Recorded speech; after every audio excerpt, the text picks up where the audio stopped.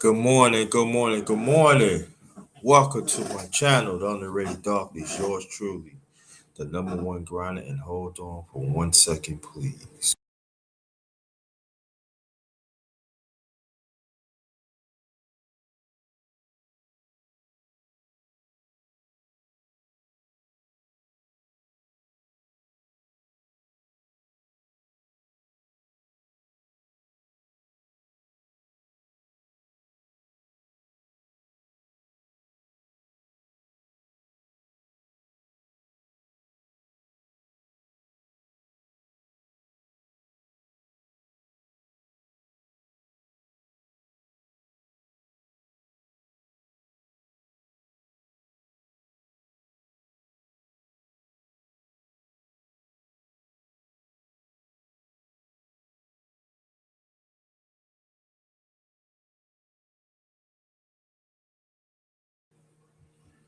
What's up, brother She? How you doing? How you doing? How you doing? Glad everybody's okay. Just checking out a few things here. Basically, I had walked into Firestone having no real professional.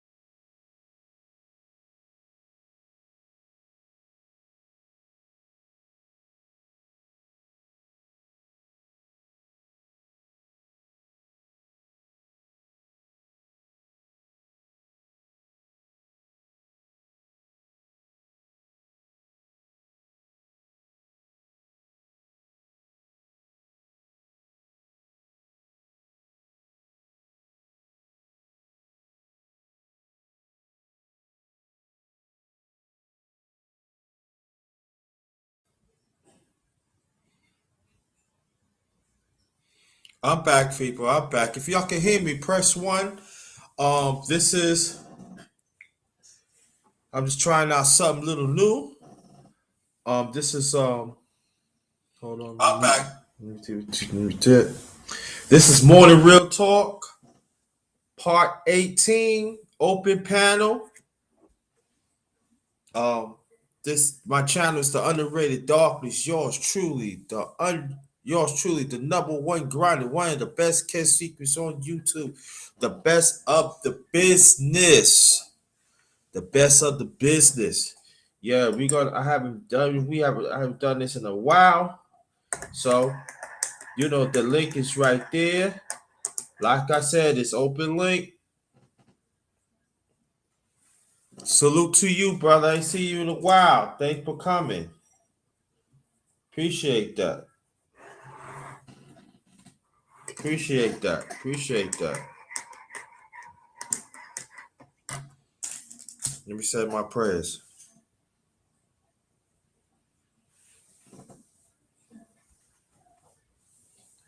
Amen. Yeah, so hold on. So hold on.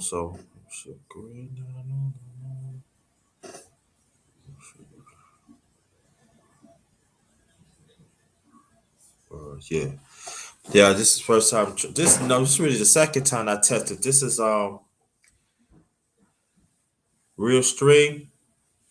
So the link is right there. Anybody that wants to join. Okay, okay, brother She, no problem. Okay, no problem, brother She. Anybody else that wants to join, feel free. We're gonna talk about everything. Like I said, I be using this sometimes. And we use this sometimes. I just gotta like the overlays and stuff. You know, the video clips. I don't know. I'm gonna try to implement the ones from some ones from StreamYards into this. I don't know. Maybe I'll play one while we waiting, right?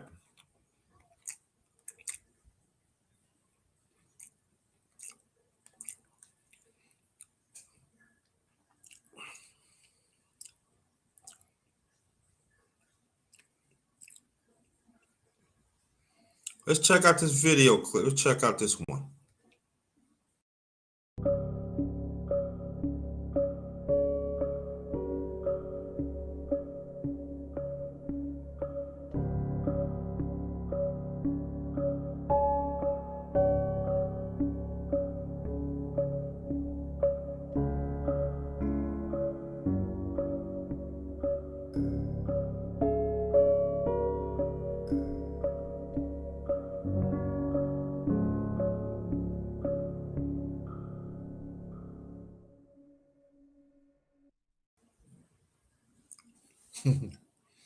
Sound all right, y'all?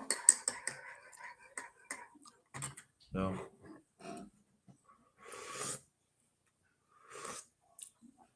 That's they got a few real real real stream. They got a few intros.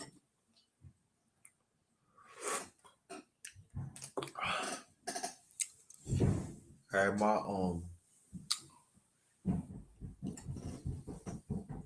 with vanilla coffee.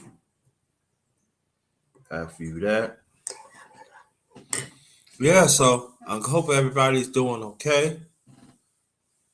Everybody's doing all right. Like I said, I be using it sometimes, because on YouTube, I mean, not YouTube, I mean, StreamYards, if you get close to your usual time, they usually let you know. Oh,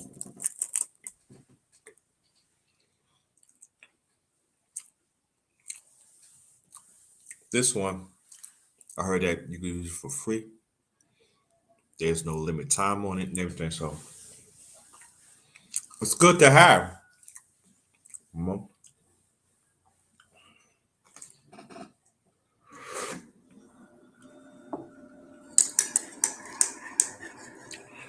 But a lot of crazy things on YouTube, right?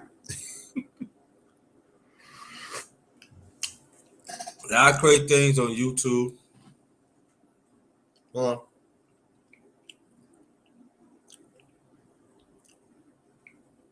like the thing.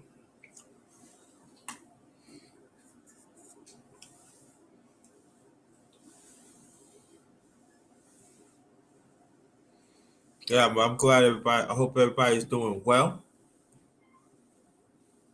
Hope everybody's doing very, very well.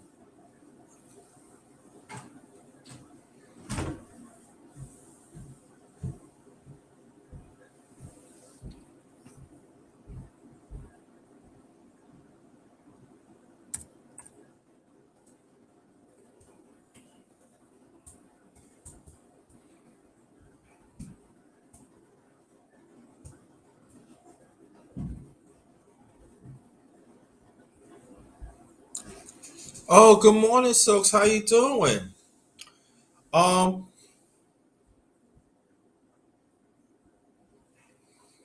if you want to get on, you can. The link is in the chat. You can come straight up to the panel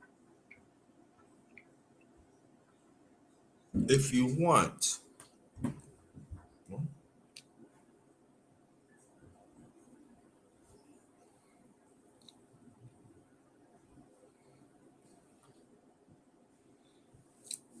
It's something I'm trying out.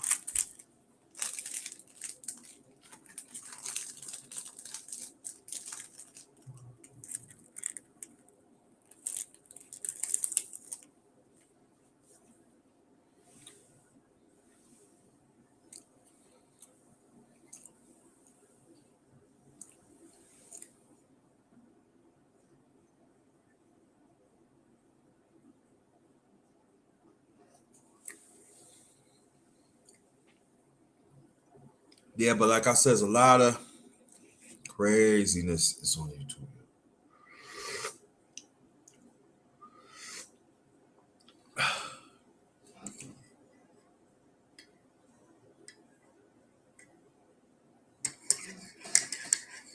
A lot of craziness. A lot of craziness. I know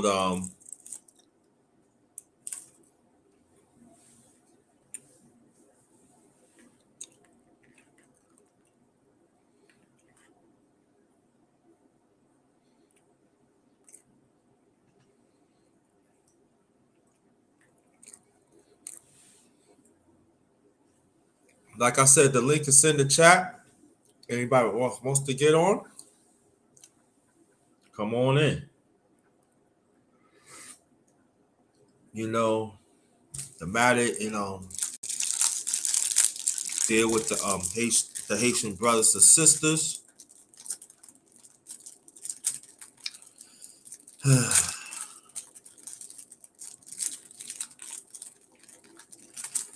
This country don't amaze me.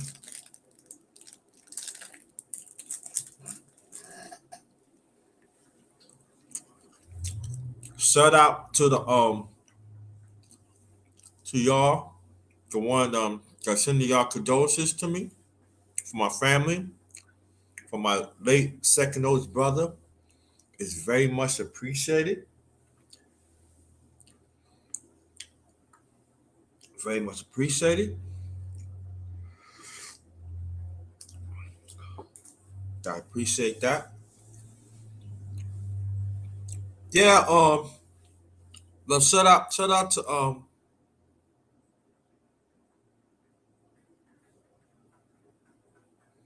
shout out to Brother She. Shout out to Black Hat TV. I see you in a while. Shout out to you.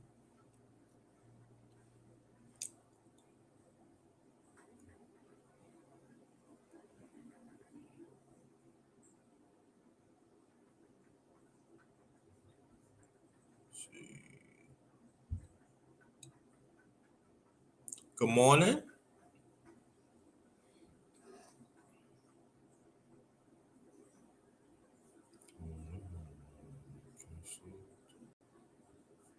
Hello?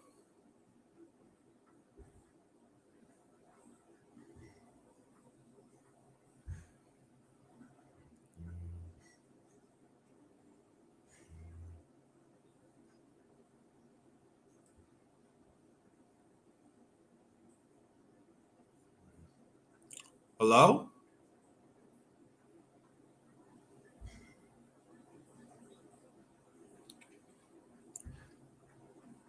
Hold on, let me see something. Hello? Hello? Hello? Hello? Hello? Hello? Hello, Silks.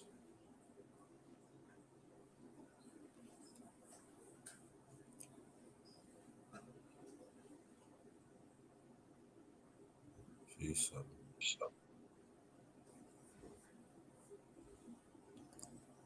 It says everyone. Talk. I am talking. It says everyone can hear me. Oh yeah, Oh yeah, yeah, we can hear yeah, you. we can hear you. Okay. What How you been software? doing? How you been doing? What software is this? Huh? Huh? What software is this? This is This is real real string. string. Okay. Yep. Yep. I told you I tested positive, Mm. didn't I? Because the Because the StreamYard, StreamYard, I don't know. I don't When they let you know when they your let you know time, your time, sometimes sometimes your your stream's limited. stream's limited.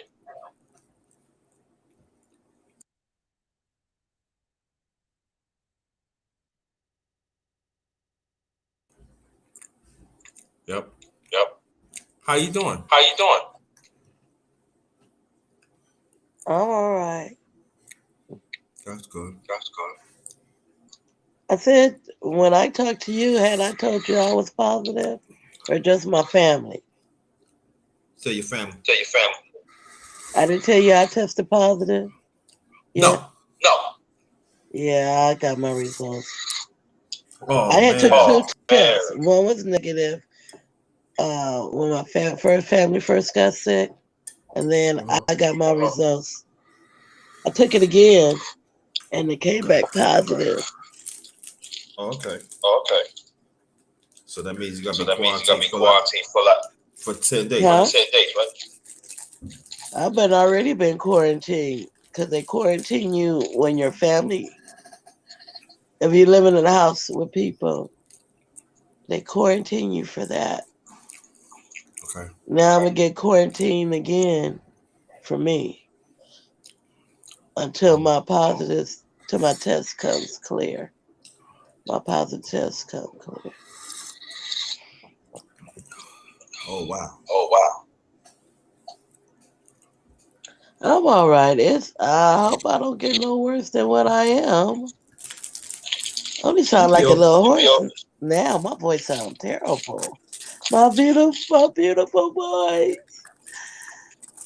Let me drink me something. Oh man. You I wouldn't sound wish this okay. No, I said I wouldn't wish this on no one. I'm sounding like a man. Let me stop. Do I sound Do clear? I sound clear? Oh, you sound very clear. That's why I said, what software is this? It's nice. Yeah, this real Yeah, strange. it's real Yeah, strange. I tested I out tested out Wednesday, Wednesday, and it was and it okay. was Like what okay. got the Like what what got the clinks. got the clinks. So now So now I'm gonna see can I'm I gonna bring see some of can I my bring some of intro my intro to this to this because they also because had they also intros had on here intros on it and and overlays. overlays. Oh really? Yes, Yes.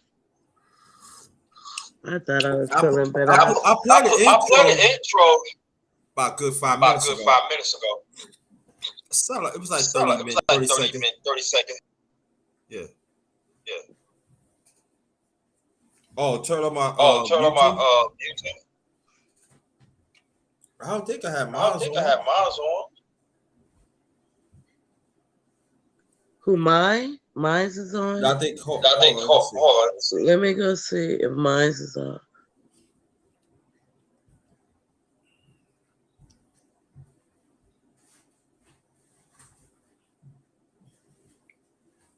Hello? Hello? I'm still here, but I'm going to see if I turn on my YouTube before I got on here. I thought I did. No, I didn't because I went through the chat. Can you send me the link and I'll leave this? Because I'm the one who's causing the echo.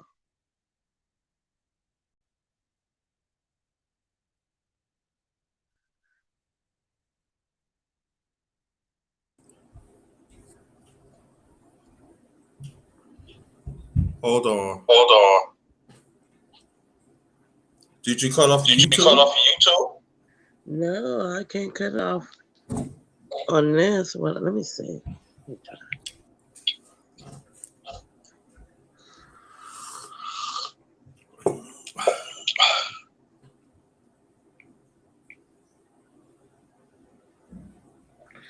I'm on a different device that I normally be on, and I can't turn off.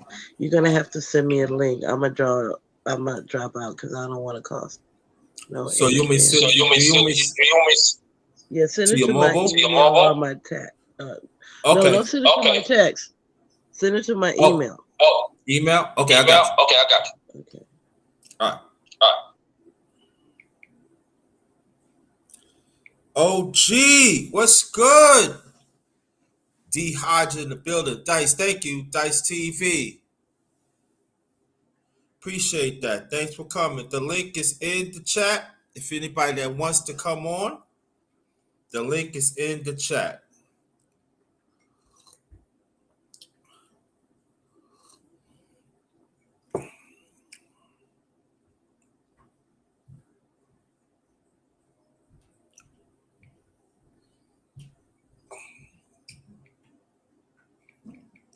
Hold on, yo.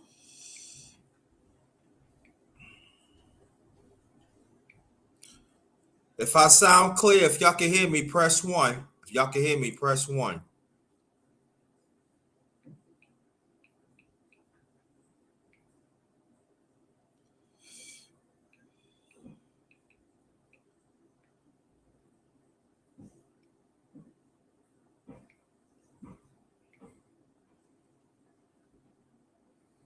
If y'all can hear me, press 1.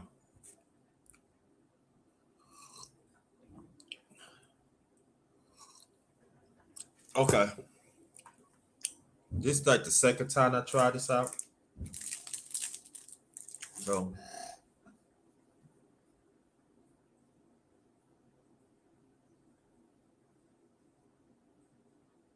okay.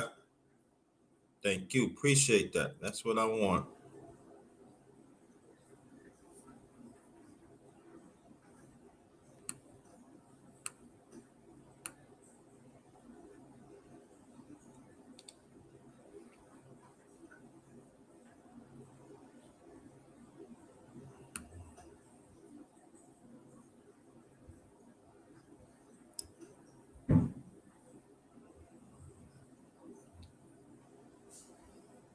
This is like the second time I tried this out, y'all. So bear with me. I'm trying to send the link through here. So you might have to go up. You might have to go up on the chat, or you might have to go to YouTube and get the link.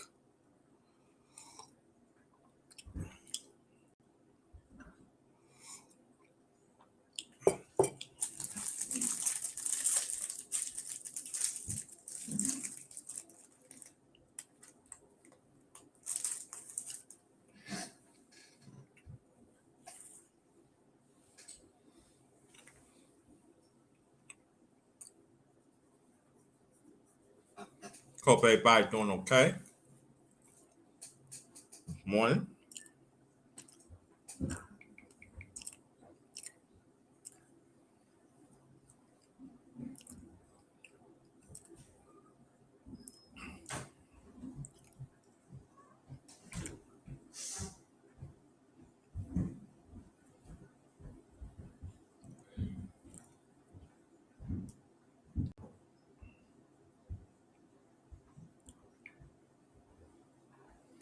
Oh, okay.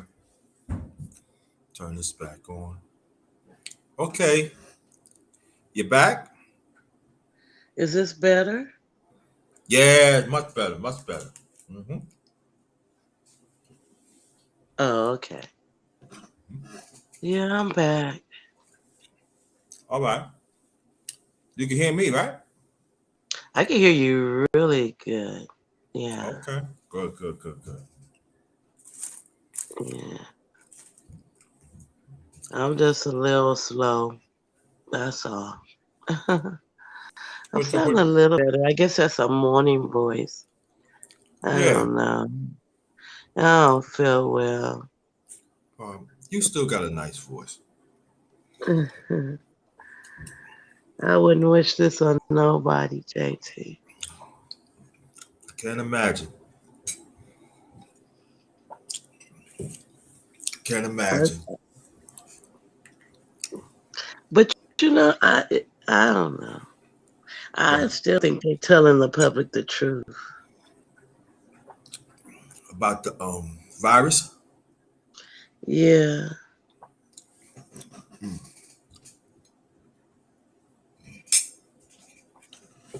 Yeah. Like I really don't have no symptoms as other than, like feeling kind of down. Uh But huh. I don't know if that's from the virus or I haven't been able to get my blood sugar levels down for a long time. Mm, Um, because I've been operating in stress, and I'm trying and not trying. I'm not gonna operate in stress anymore. Do my yeah. best. I'm talking about negative stress. We deal with stress all through life, but I'm talking about where I'm stressing out over something that is making me sick. Mm-hmm. I'm not doing that. Something that's out of my control. Yeah. Just because people think they have um, rights over you, Mm-hmm. and no human have any rights over any other human being. Yeah. And I'm tired how they got it written that they cannot mandate no vaccines, and are. And even though that I came up positive, I'm on a campaign that I am pushing for people to get tested and for you to make your own adult decisions. And if you're a parents over children, Mm-hmm. you guys need to have family discussions and Mm-hmm. find out how you as an individual is going to handle this pandemic that what we're having. Mm-hmm. See, I don't think this is my first time catching COVID. Because when it first started, I believe I had it back then, but they was fighting us so bad and not want to get people tested. But now they want to run up and throw this vaccine up in you. Mm-hmm. Last year, when we was dealing with this, it was not as many people getting sick as it is now, and nobody was tested. Right. Now all of a sudden you want to lie and say that the untested, people that's not vaccinated are the ones that's getting the vaccinate. People sick. They need to Mm-hmm. stop lying. We have a pandemic, and I believe we've been dealing with it more than a year. Mm-hmm. It started, and that's why they call it COVID-19. It could have started prior to 19. But in 2020, that's when it would start getting way out of control. That's Yeah. when they want to take claims of it. Mm-hmm. In my line of work, there were I had started seeing families being quarantined back in 2019. Mm-hmm. But at that point, we knew nothing about COVID as we started learning about it when they decided to close, shut everything down because it was getting so bad in March of 2020, Mm-hmm. and they did not have no vaccine at the time, Mm-hmm. and we had less sicknesses or infections than we are having now. At that time, they were saying that they was not concerned about the children. Mm-hmm. and we're getting more and more, having more and more cases of children um, becoming ill with this infection, this viral infection. Mm-hmm. Um, and what I do feel, because there's a lot of people that are not doing that. If you still feel uncomfortable with getting the vaccine, um, at least get tested Yeah, at least and get see. tested right. Yeah, at least get tested. It doesn't cost you a dime. I know they're working on. They got.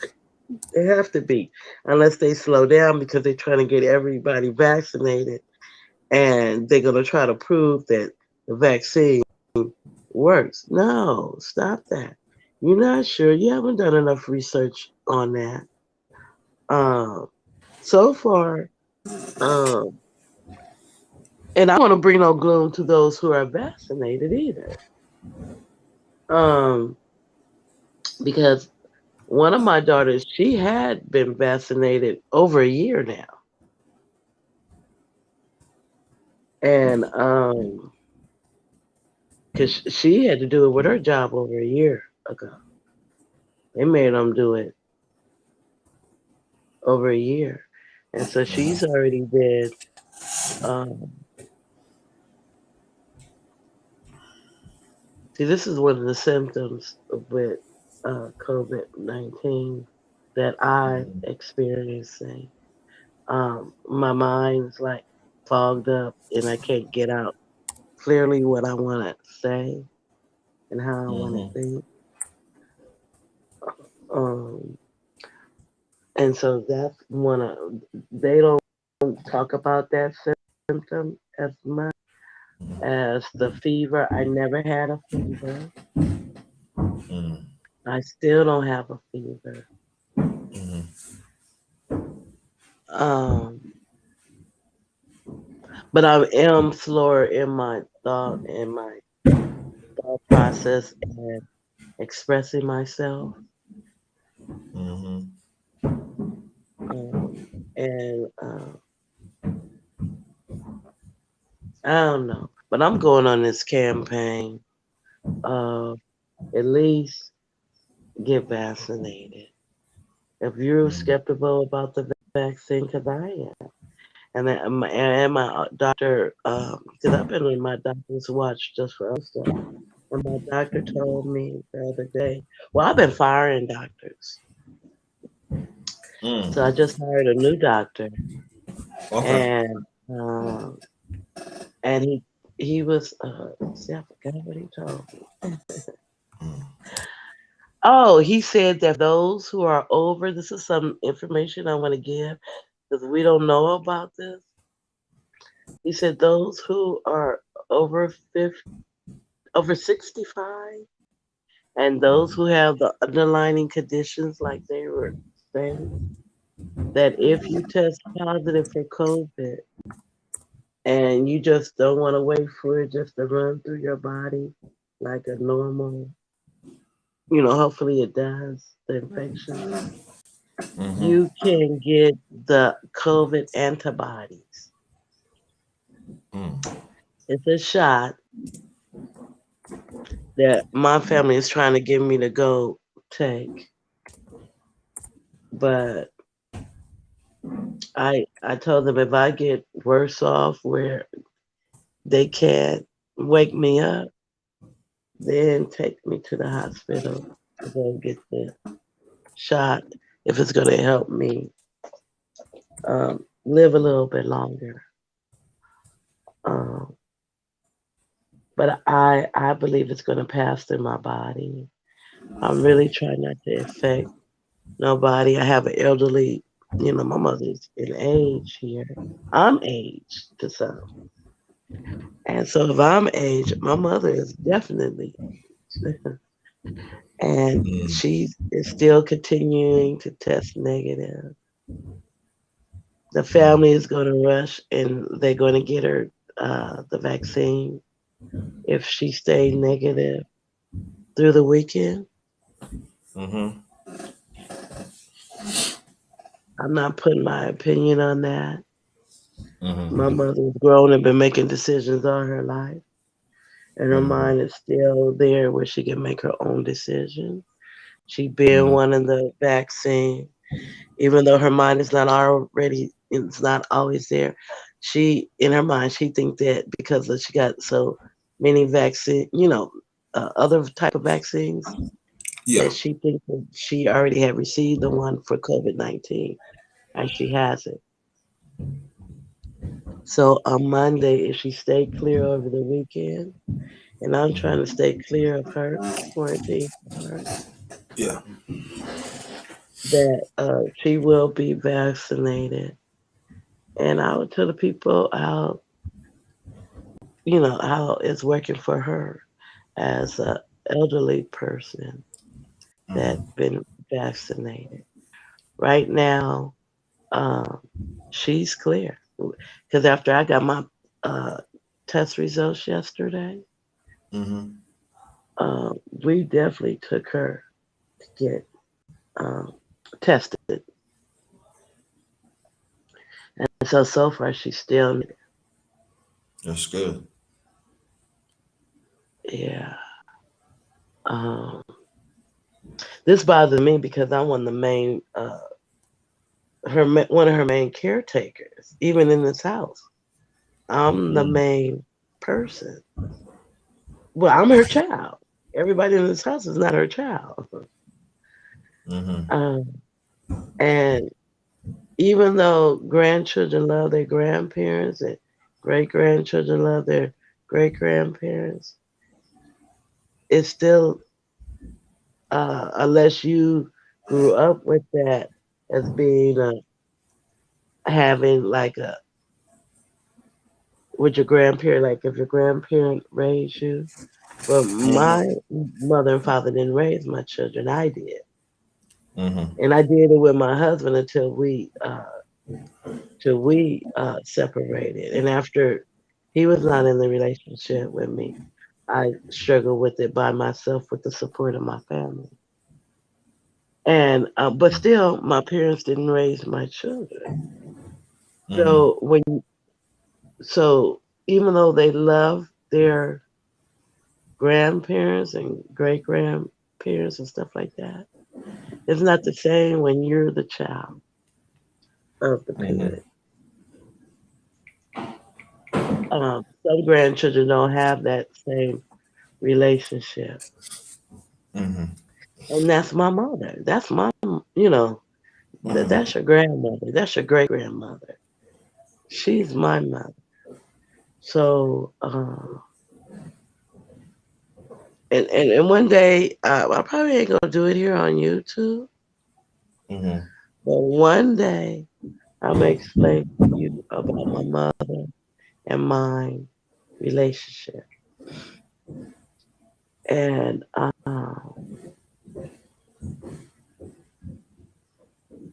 my mother, not my mother, but my daughter came in here. She was part of a conversation because now that we're down, and I told my family we're not gonna wear my daughter out. She works 40 hours a week in the medical profession, um, and she has been working during pandemic, and now that her family is sick, they won't allow her to be off to assist. So I was telling my, they wanted her to take my mother to go get tested, and I said, no, she's doing too much. Y'all gonna have to step in. I know y'all don't want to come over here because you feel that we all sick and everybody's all paranoid about COVID. But put your mask on, put your gloves on. We're not even be nowhere with my mother, and come and take care of her. Hold on for a minute. Mm-hmm.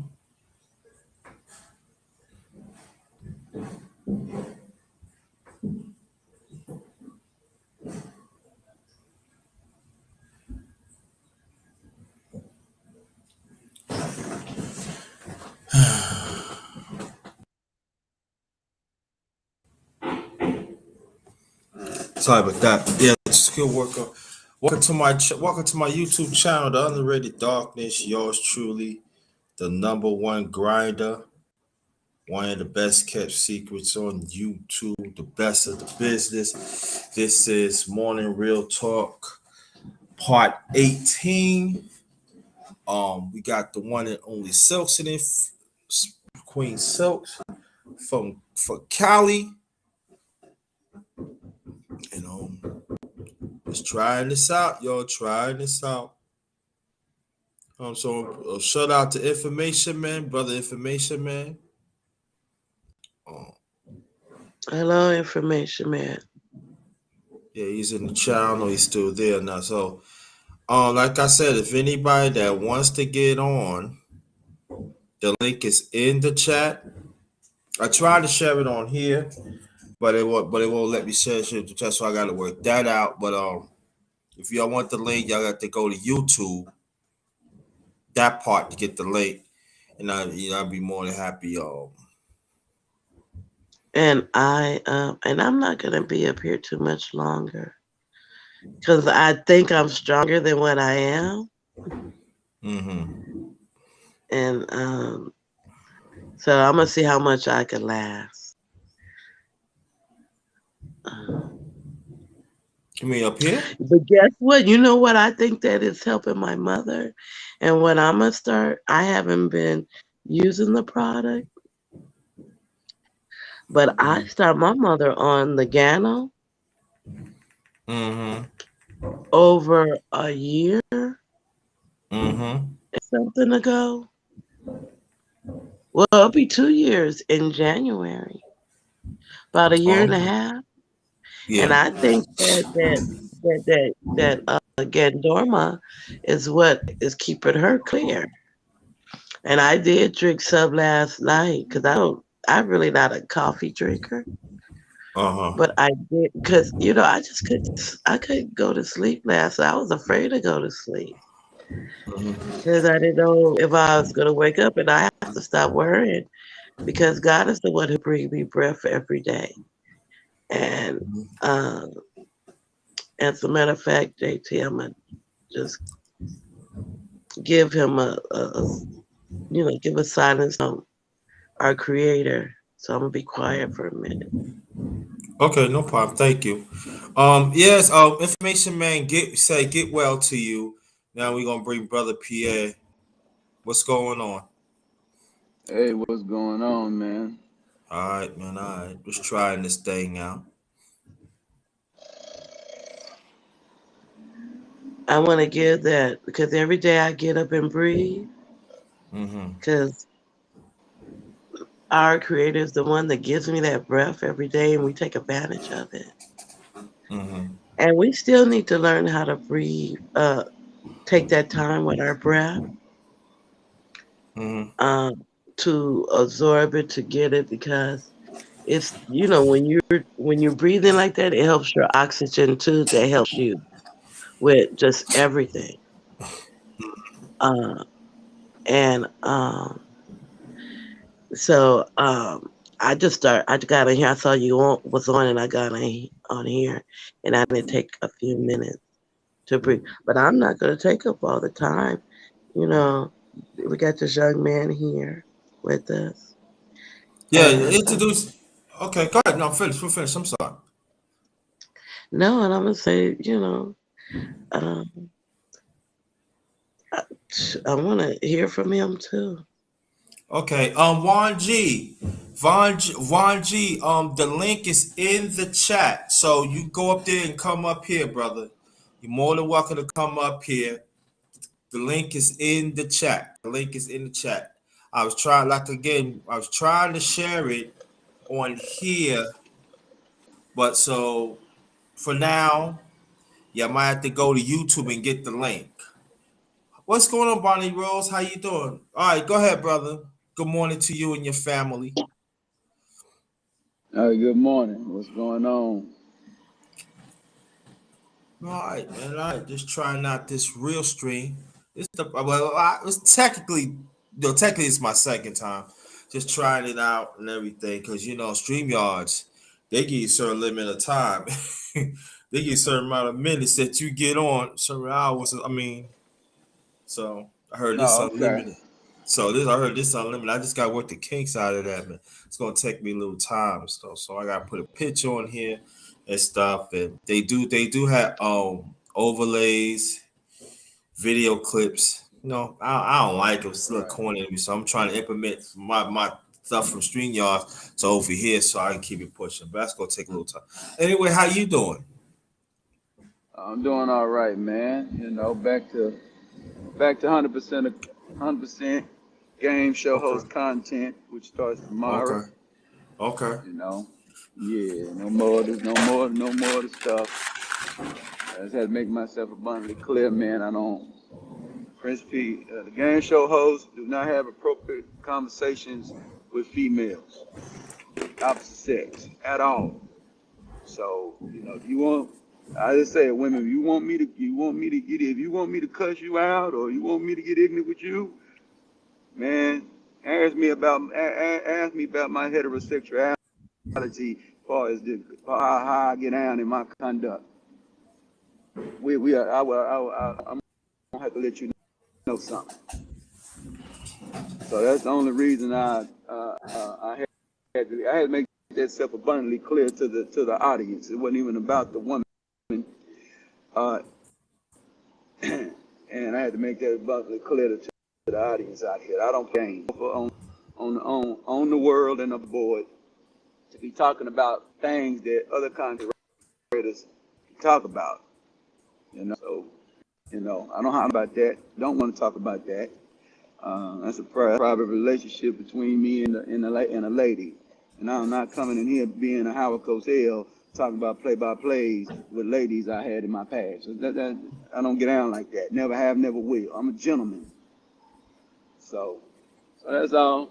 But Okay. You bargain, bro.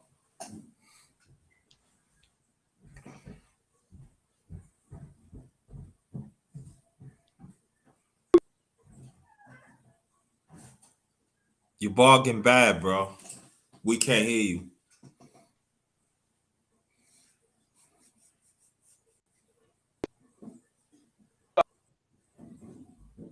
Ooh.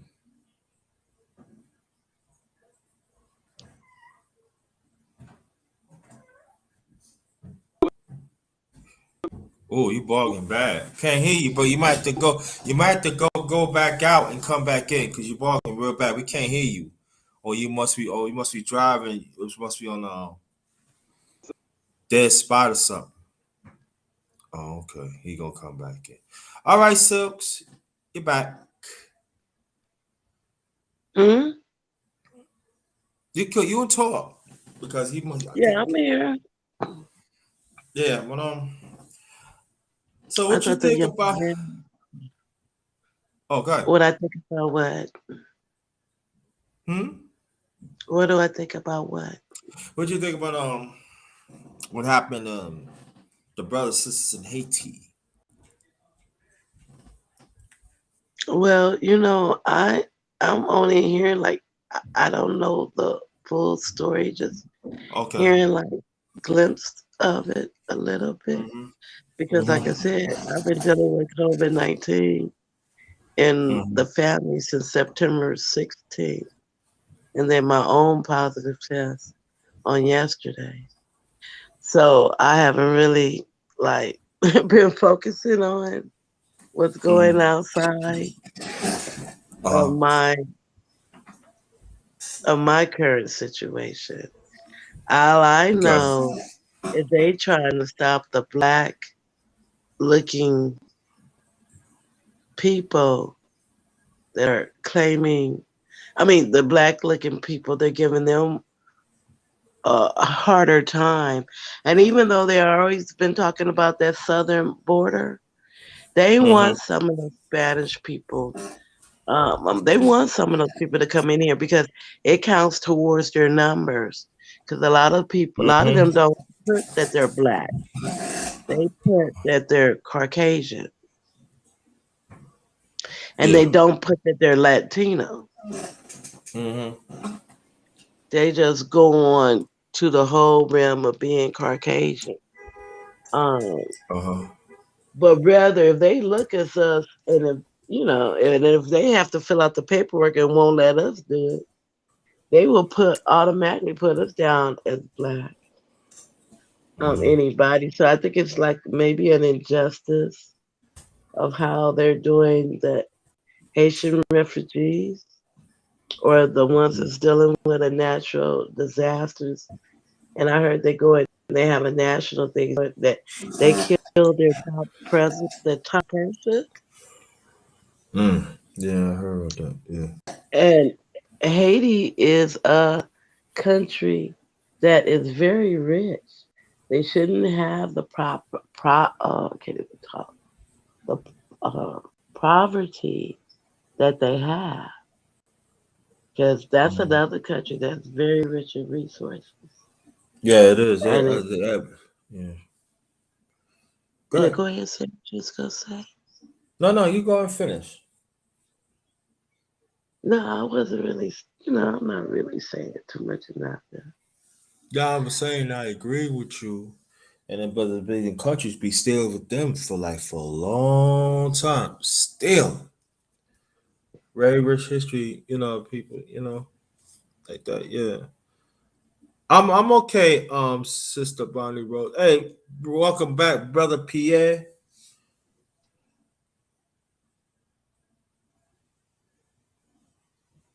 Welcome him back.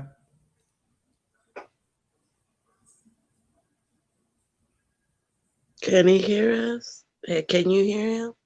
Cause I don't hear him. No, I don't hear him either. Maybe he trying to work things out. Well, with 2 years, we'll keep on talking. Then when he come in, then we can let him speak. But again, let me announce myself. Welcome to my channel, the Underrated Darkness. Yours truly, the number one grinder, one of the best kept secrets on YouTube. The best of the business. We put it down for a long time. I think Brother PA is go ahead, Brother PA.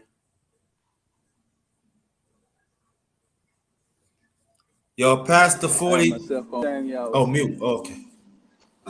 Go ahead, bro. Past the 40, y'all. If you want to come on, if you want to come on, brother, the link is in the chat. You can go up and go get the link and come straight in.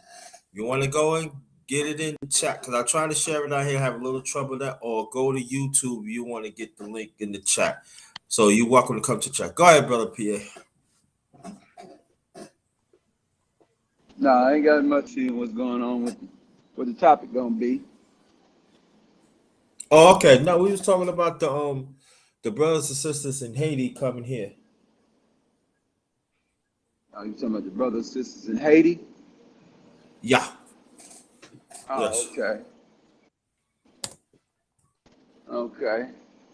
You through they went through the earthquake, or something like that. That earthquake, they come here and all that Okay. on them here. Well,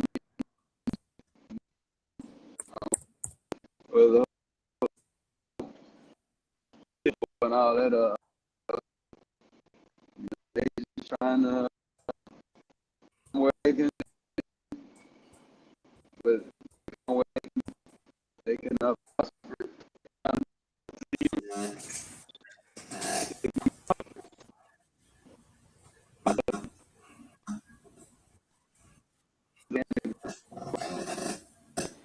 so they come here, man, so they could try to get a piece of the pie, and they don't have to worry about all the reckless politics of their country.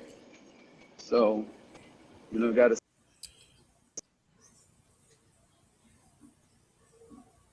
Hello? assassinations going on. So, everybody else, like everybody else, the same want to.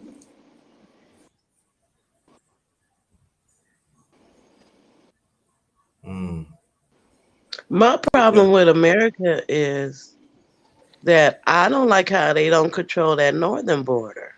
They so interested of people of color coming in this country, but they're not looking at the illegal immigrants coming from that northern part of the border. Mm. Oh, okay. And they just freely Well, coming in here like it's the thing to do. The Caucasian people, that's illegal immigrants, they get all kinds of passes coming up in our country. And nobody you just don't say answered a your own word about question. them. You answered your own question within the question. Caucasians, But because of like them. European status, the Caucasian status. Yeah, yeah, the Europeans. So they're gonna let somebody that look like them through, and they're gonna analyze what don't look like them all the way through. So that they're going to state of the Homeland Security. Uh, they don't really care about the southern part of the border neither. They do care about the melanated people coming here because they already know their history of dealing with the melanated human being. So they want to analyze why you coming here. Well, 9 times out of 10, it's the same reason why the northern border is coming here, Europeans coming here, Asians coming here, and Africans coming here. So I don't know why they're tripping on the Caribbean that want to come to the mainland, but they want to analyze them more because they figure you coming with a revolutionary mindset, thinking you trying to take over, thinking you wants to pay them back for the atrocities Got of you. the transatlantic slave trade. Enemy knows Got what you. he did to you. So they're going to investigate more, you know what I'm saying, on somebody that they oppressed more than they do an ally in their Yeah. mind. Got you. Yeah. So let me introduce um past $40. Introduce yourself, please. Good morning to you. How y'all doing? Can y'all hear me? Yes, we can hear you. Yeah, Yeah, what's going on, Pastor $40? I'm doing pretty good, man. How y'all doing? I'm. All right, man. All right. I just pulled up for for the good conversation that I know we was going to have. The immigration stuff is crazy. I think the best thing Black people can do is try to buy cheap land in the South. So when these immigrants come, we're ready for either to hold the land or make deals to put ourselves in better positions. We can't just lose out to these characters coming into our to the country that we've been in a long time. Now, I do want to put this question on. This could go to either of y'all. Could answer it. Now, there's going to be some people going to say, and I'm like one of them. And I was Queen Silks was saying this, that, too. That us here, we built this country. And by policy, for decades, the ones that came here that looks like us, that come from Caribbean, European, around the world, some of them has been diplomats. And these are facts. They have been, but they have not given back to us as a people. Now, there's going to be some people say, you don't, why you looking at a handout for them? No, it's not a handout. But this is what I'm saying. If you say you with our people, I'm saying this that you got to know what's going on. So then it is part of the NATO policy that keep hurting us, especially hurting us as a people in this country. And so there are some people saying why I should care for them. And what y'all say about that? I think it really don't matter if you care for them or don't care for them.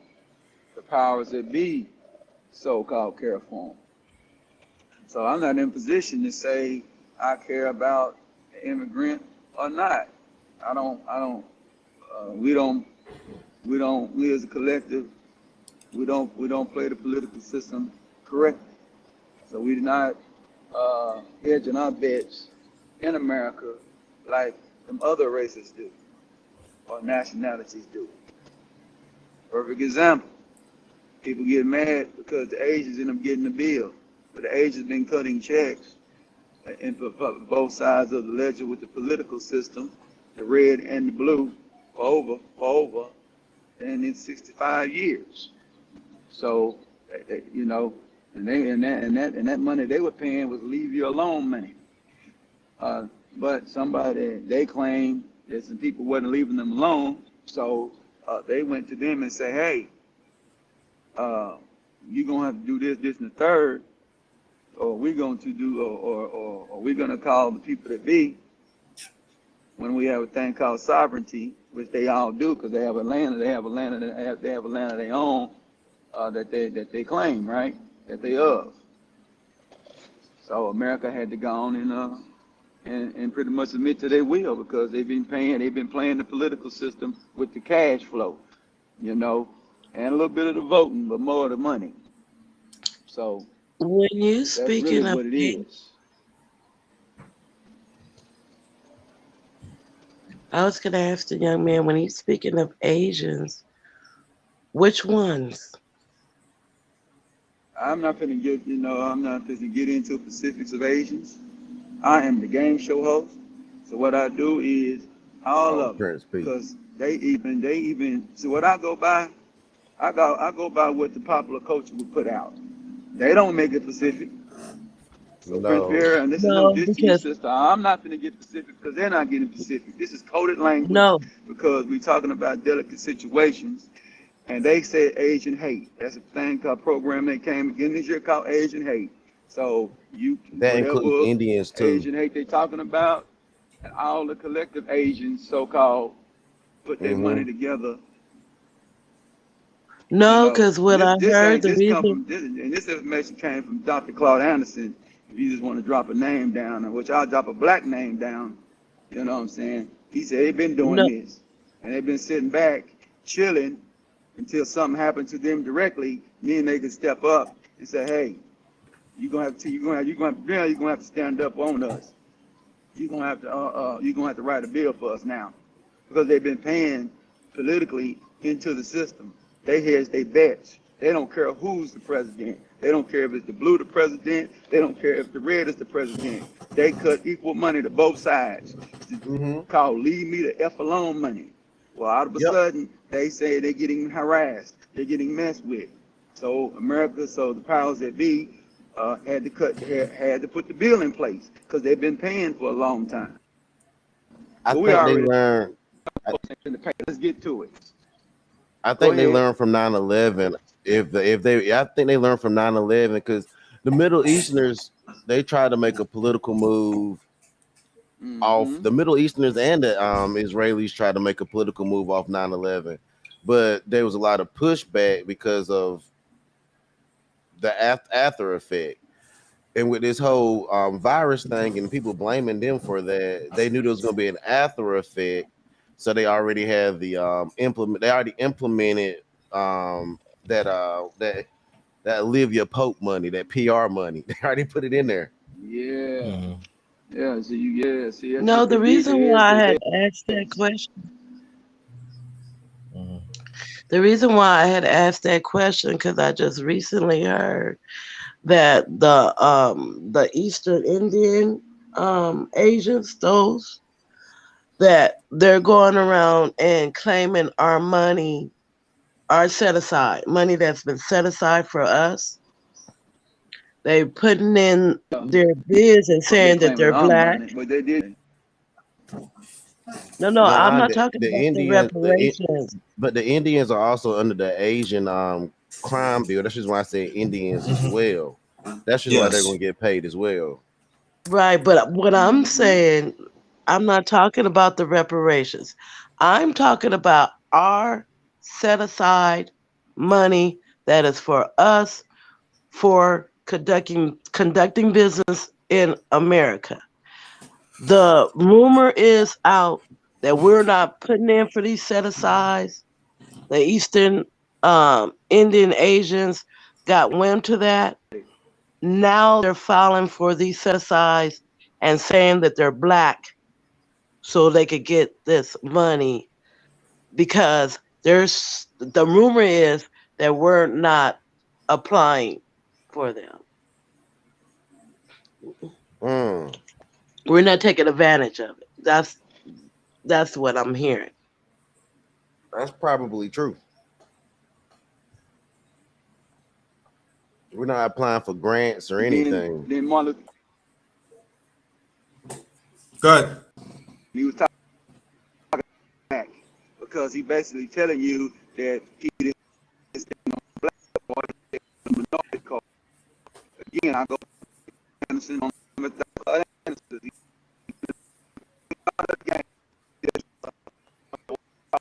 A recent guy that put it and broke it down in layman's terms and put it where the goats can get it. Basically said what happened to black folks is when the civil rights bill came out, we didn't put our name on it. The white folks coded it out, okay, or the powers that be coded out that were minority. Anything can be a minority because you're not in a total power like the white people or the Caucasian people, okay. So everything else is a minority in America. So we thought that was going to be for black people. Absolutely not. A white woman can be a minority. Okay? So that right there let you know right then and there you ain't getting anything because everybody can go apply for it. See, the problem is black folks we won't come together and we will not say we want to be this name and we want to go and we want our set aside. So we don't got to write nothing new. It's already been written. Civil rights bill has been written. It's been down. You need to take that minority out of there and put whatever need to be put in. It could be alkaline people, whatever you want to be called. I don't know. I ain't giving that. But that's the reason why you ain't getting anything because everybody's competing for your resources, which is the minority mandate. That was a mistake the civil rights movement made. So they let Lyndon B. Johnson put that trick bag on them. Okay, so that's why you ain't getting anything. So you're not gonna get anything. Because you didn't hold their feet to the fire and say it need to go to us. We were just happy that we thought we were just happy to get some signed. All right. Yeah. Yeah, Okay. that's just history. Got you. Kane the guard and again information, man. If anybody that wants to come up, the link is in the chat. I'm trying to share it on here. It's like the second time, so you gotta bear with me. The link is in the chat. You just gotta go up and come get it. If y'all want to join here, only 6 people. Just find out just 6 people could join right here. And welcome to everybody in the chat. We got sisters Queen Silks. We got brother Pastor $40. And then we got brother PA and everything. Yeah. Thanks for coming. I really appreciate this, y'all. This is part 18 of Morning Real Talk. I will be doing this a little often. So most likely I'll probably do it like maybe next Saturday. Here, TP, what's good? I know you out of town. Thank you. Let me know. Brother TP, I put my number in your email. Go check it out. All right. Let me know you got it. Or hit me up on the text. All right. Well, enough of that. And again, that the ones that send out their condolences to my late second oldest brother. I appreciate it. I just want to let you know. Thank you so much. I forgot to say thank you, brother PA. And I forgot. I know. Okay, good. Don't hit me up later. And brother, $40. I just want to let you know personally. Thank you so much, and even Silks. Thank y'all so much for your condolences and everybody else out there. Appreciate that. No problem, brother. How y'all doing? Yeah, man, it's wild out here, man. That's my next plan to do. But I do want to talk about this. I know me and Silks, we did talk about this even a little bit, brother Pierre, like a few months ago, if you remember. Like brother, information man brought a valid point. Let me go up here about because he said because Indians are Asian. But Indians are see, Asians, yeah. they're Asians, right? And but see, this is the thing that, but we that I know you talk about it, bro. And I do talk about it in the past. And Silks, we go in here because we had talked about on my channel about almost 3 years ago that the Indians had enslaved us, and it seems like how nobody don't want to talk about it. And it seems that they want to say they for the people, but they enslave our people, Mm-hmm. and it seems Yeah, like I nobody mean, don't want to talk about it. Okay, go ahead. I'll wait. yeah, the Indians, the Muslim community, the Islamic community, way back in the day, had us in bondage for 1,000 years. So, Yeah, yes, they was the first ones. Yeah, this slavery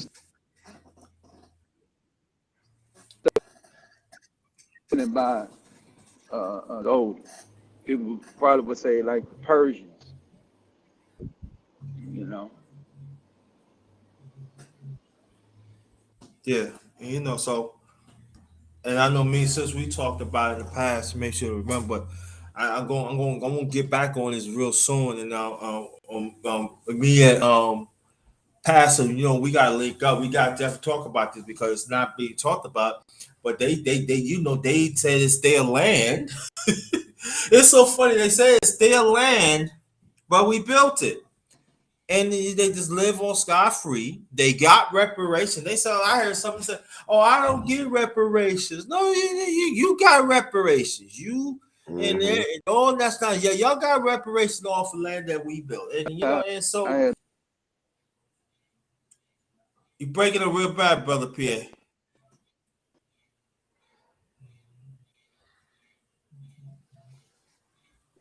Breaking it real bad.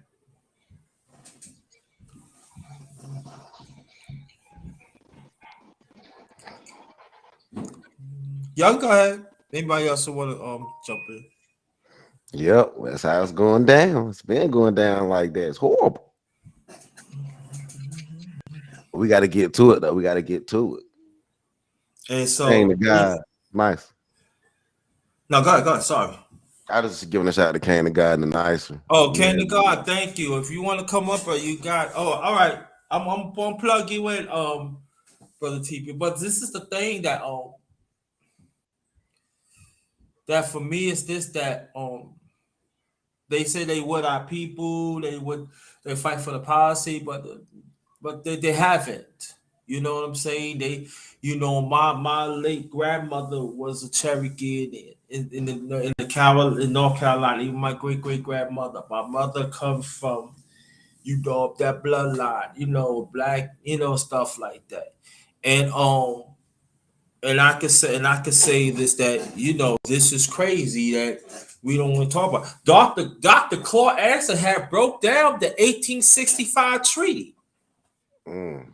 He broke it down a long time, you know. So we have to understand what's going. We got to. I know people don't like to talk about it, but we have to talk about it because it connected everything. What's going on? Shout out to Bruce Goes in the building. Thank you so much. I appreciate you, bro. I do appreciate it. I might do some boxing today. You never know. I might do some boxing, but because you know why I talk about it? Because see, even also the Indians had enslaved black up in the north too. Even like Well, now, certain parts of even certain I parts of want you to be okay. clear, JT.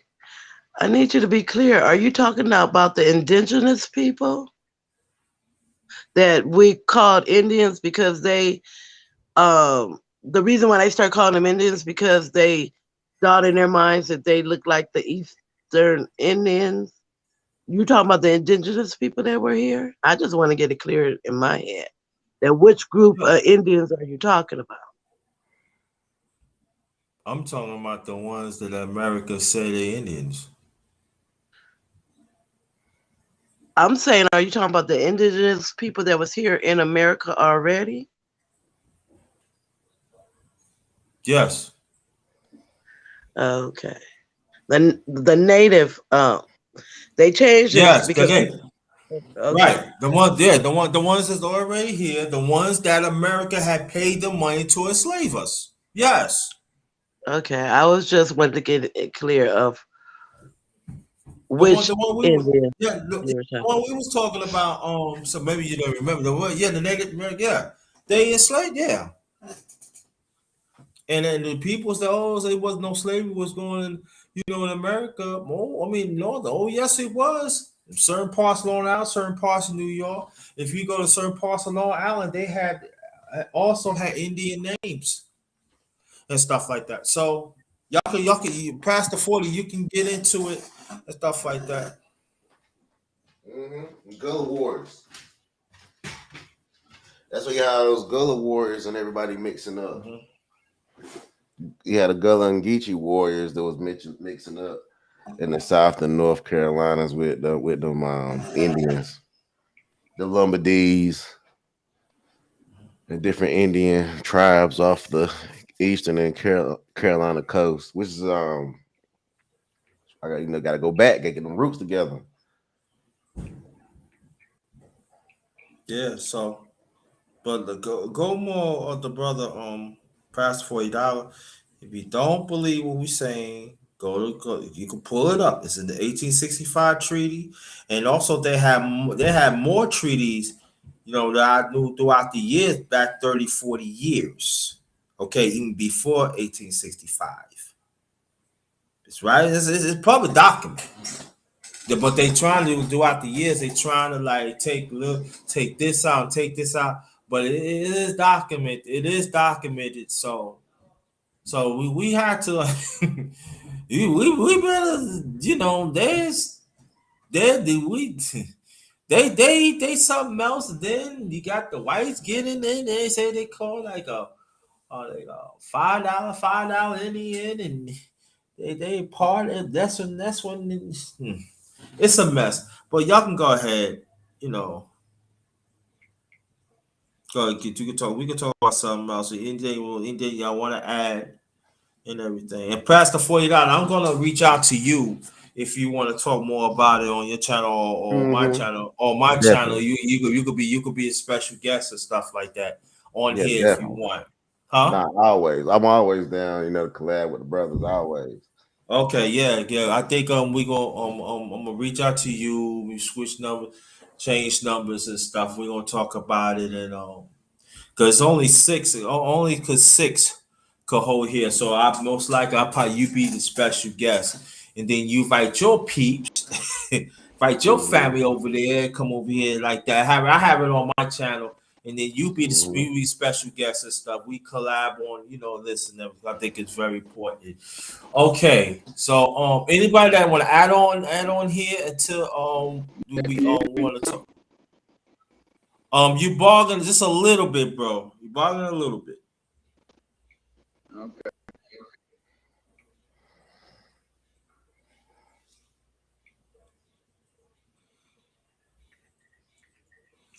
Well, you know what? Let's live it up a little bit. Let's get it. Let, Let's let, get it. let, let, let, let's live a little bit. Let's get it. Let's These, get it done.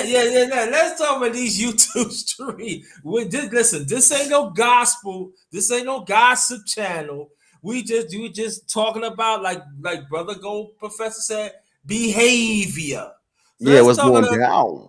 Let's talk about behavior. You can start it off, bro, because it's really it's wow. I mean, I've just been sitting back. What have you seen? What have you seen going on?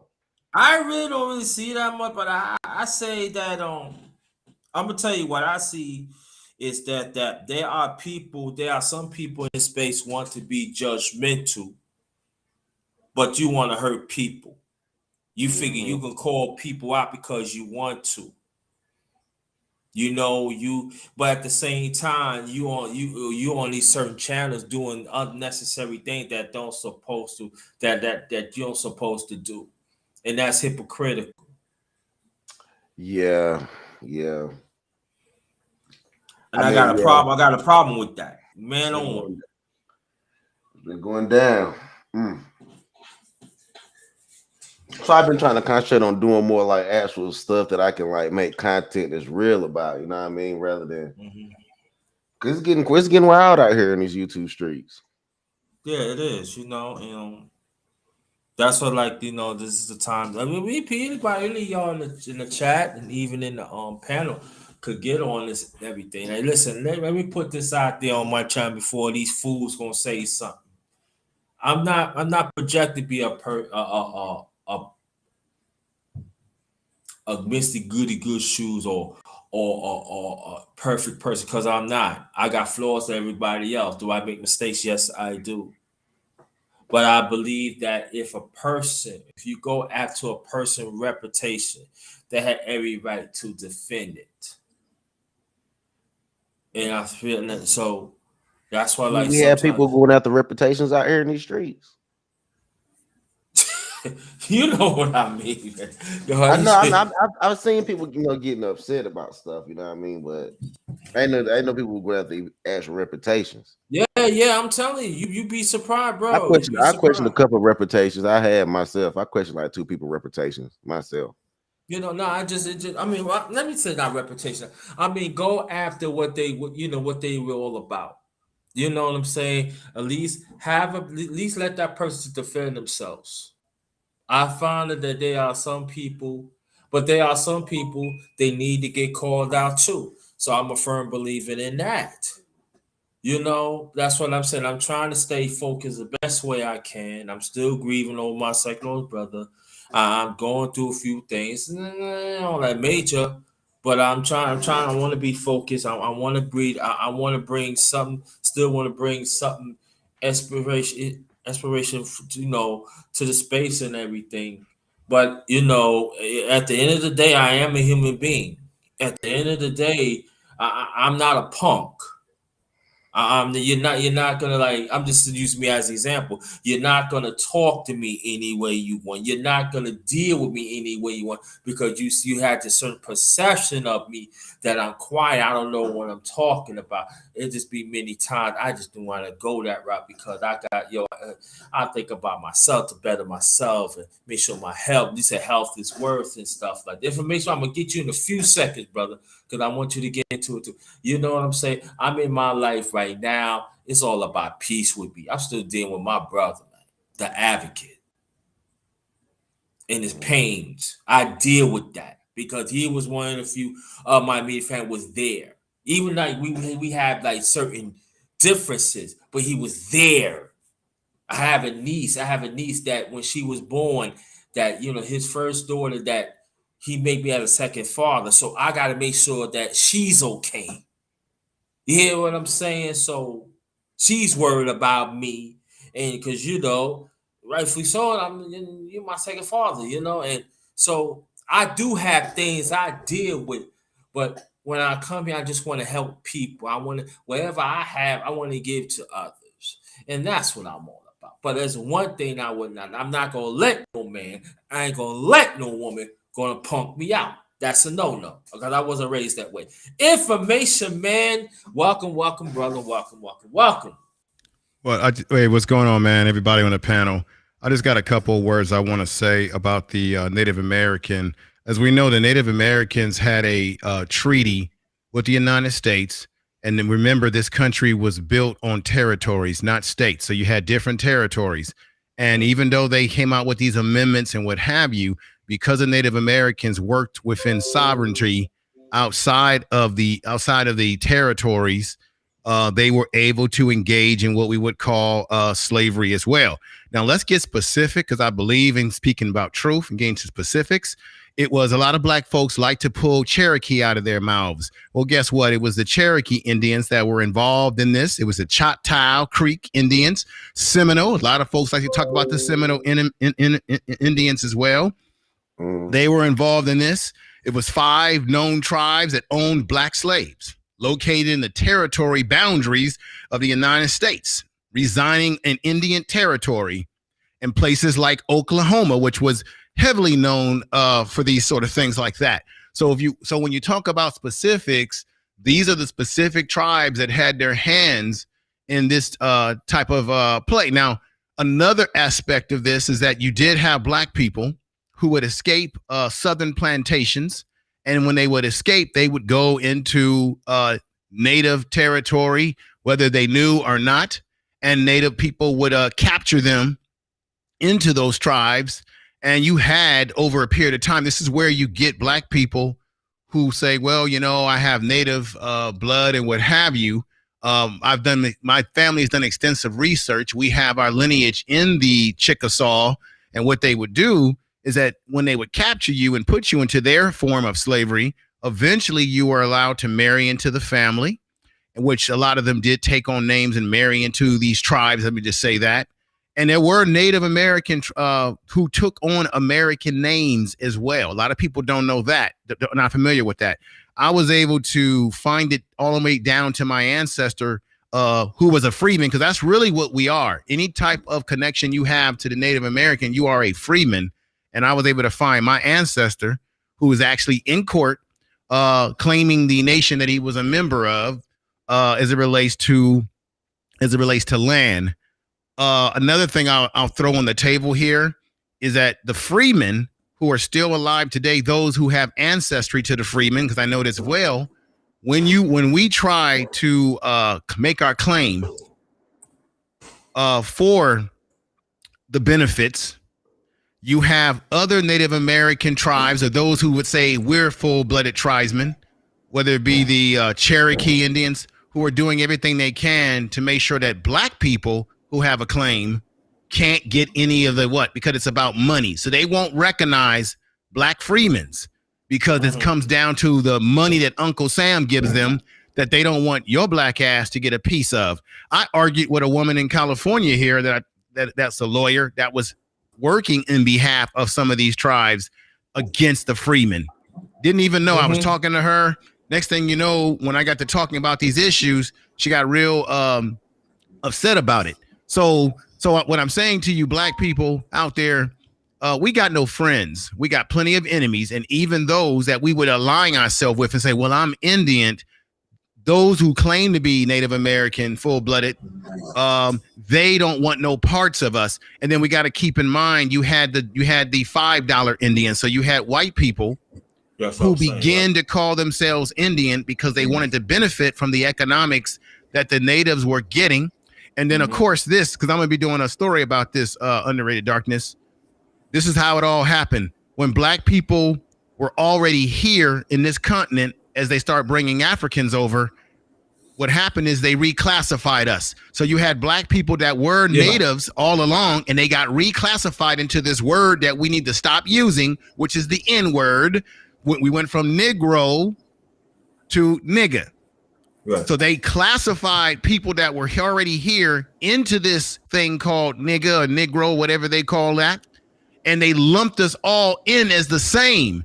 And I'm going to say it again. We're not all the same. We may have same skin tone, maybe same kinky hair, but we all have different culture. So the black natives that were here got lumped into black people coming from Africa, and the majority of black people coming out of the continent through the triangular slave trade came into Brazil. Only 4% of black people who ended up in America, between 4 and 5%, came from Brazil, from Africa originally, into America and got lumped into with the black natives that were already here. And the white man said, now how can I label these motherfuckers?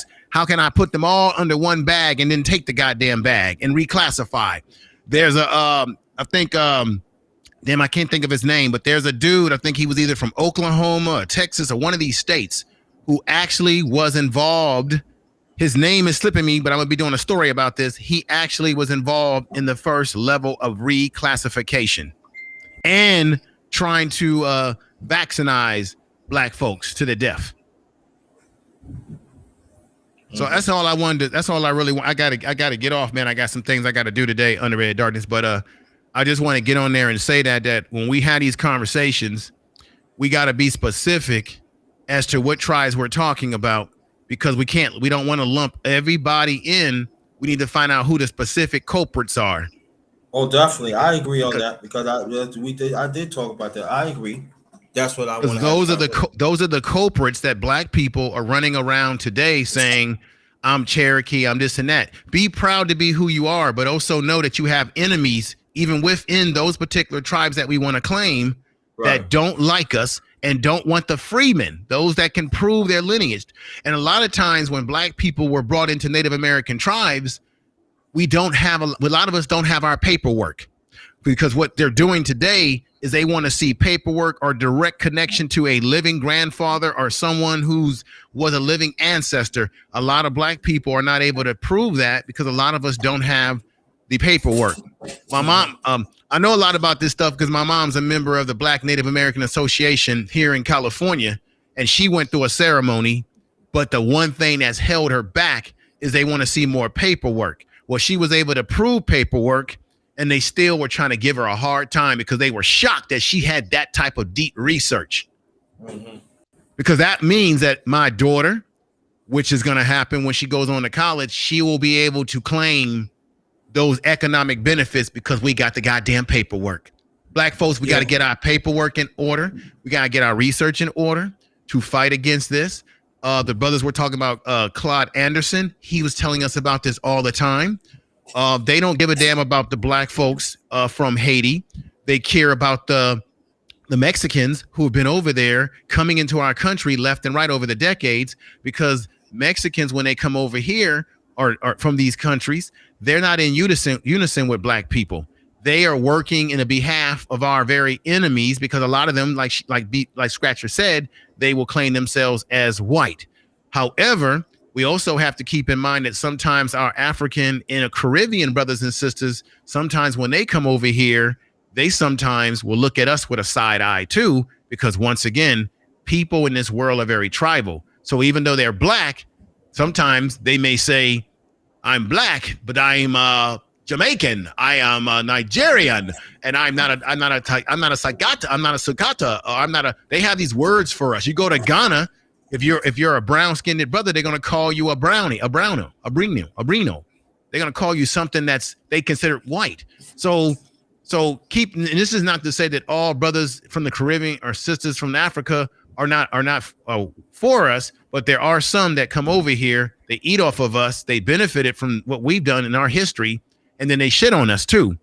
So black people in America born here, we have to a certain degree, identify our tribe, because everybody else is doing so, and they'll do it against us, trying to get favor in the system.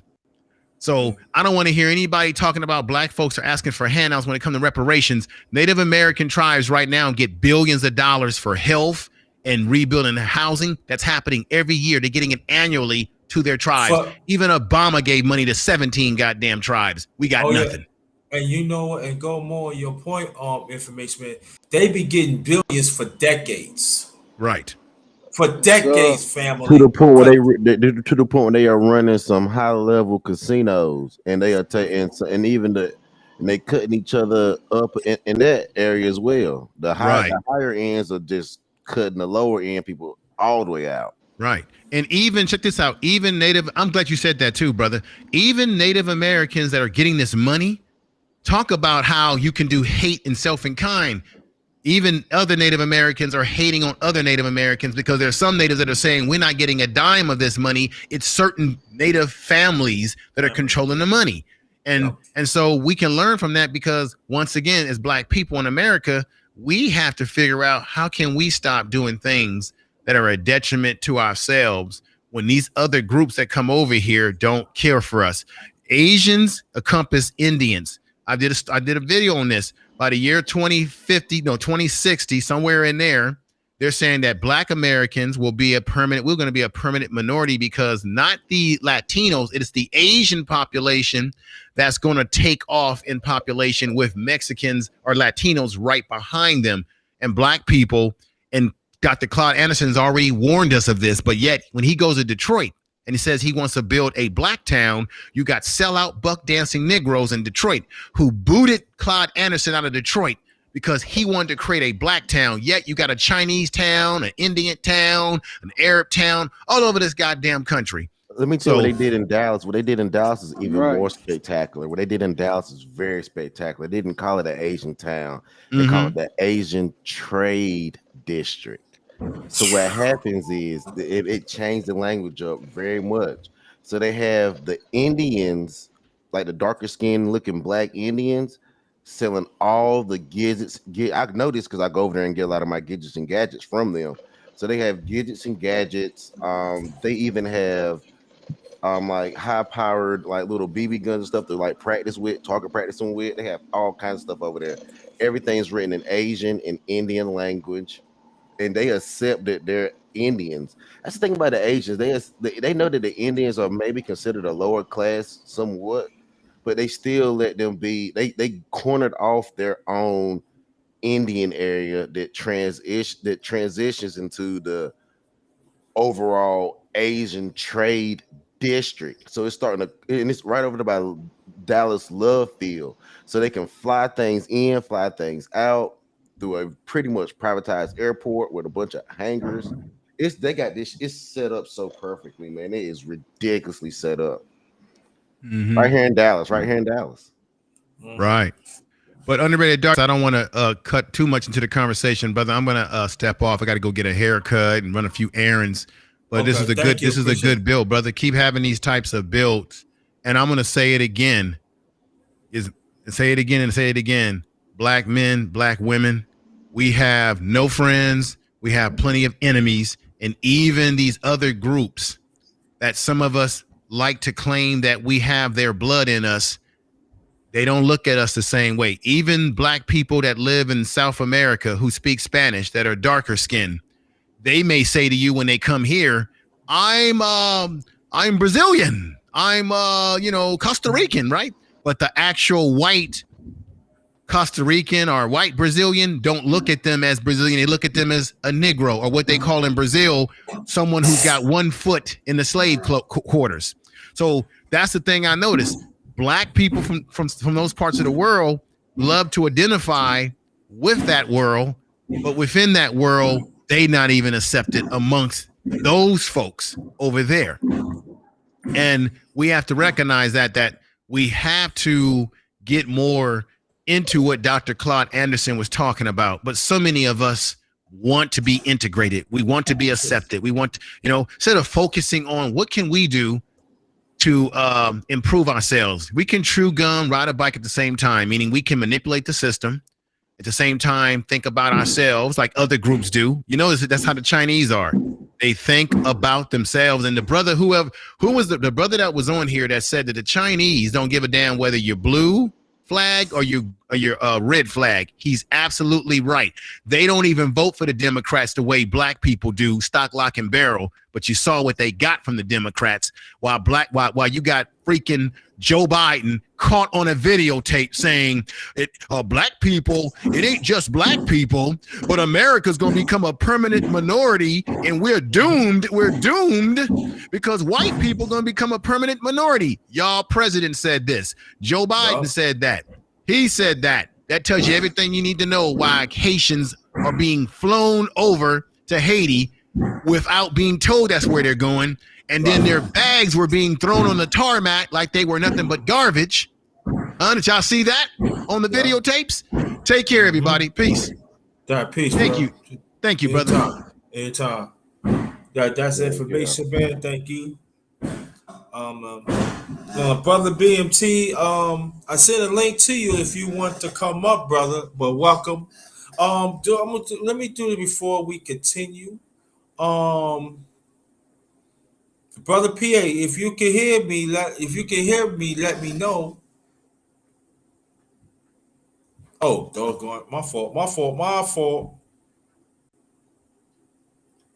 Sorry about that, my brother. Sorry about that. You can hear me? You can hear us? Yeah, Hello? I can hear you well. Okay, Yeah, good. I can hear y'all very well. What we gonna do? Great. What we gonna do? We each of y'all gonna talk about your channel. Then we gonna talk about something else. So, brother PA, talk about your channel. Brother Pastor, we go talk about your channel, and Silks talk about my channel, and I say a little something about mine. So you can go ahead.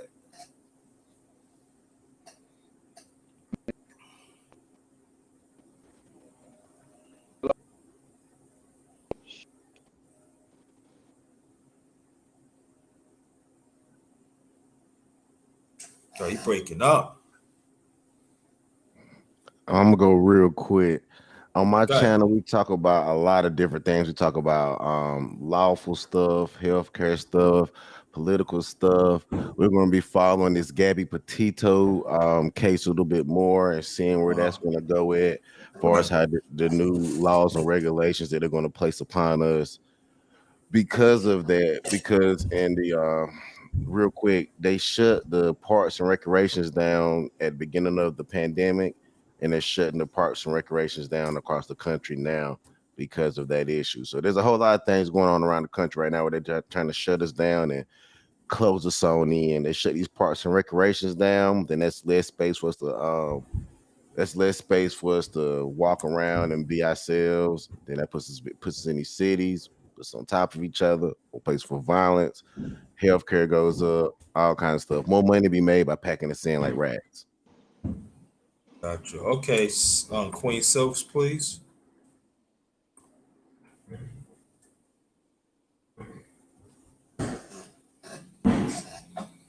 Oh man. All right, All right, go ahead, go ahead, go I'm ahead. fully green now. Yeah, Okay. I'm the game show host. I'm the host of the Prince Pierre 9.5 live show.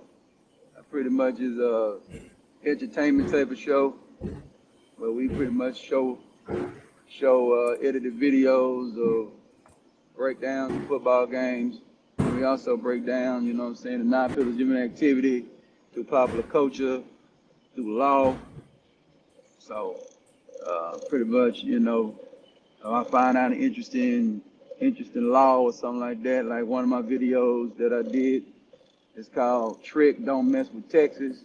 Then I did another one the next day called Trick Don't Mess with Texas, the Deshaun Watson case, where we take scenarios and look and see what happens. So we just pretty much use the 9 pillars of human activity, which will tell you pretty much certain things that we out here doing is against the code. So so we're gonna let the code decide, or I say we'll let the game decide is that person breaking the code or they're in line with the code. So that's what we do. So that's basically what my show is about. I don't get into the other stuff, but we just break down what we seeing out here in popular culture, the law, and then the fun part is the sports world. Yeah. Okay. Thank you. Appreciate it, brother Pierre. My channel, I talk about everything. Basically, I'm talking about everything. I don't, I got some more stuff that I'm going to talk about. Even matter of fact, I got more series on my channel that I definitely got to finish up, and also in the near future, I'm gonna look for some panel discussion. So I'm going to handpick people to get on the panel. And then brother BMT, I'm definitely going to hit you up because also shout out to brother BMT, shout out to King of God. Those are good. Those are great channels you need to check out. They actually talk about impact the humanity, um, real facts. I don't think real facts. He got a channel on Dice TV. He got a channel. I want you to check him out. Fruja Mama Boy. She got a channel, and so we.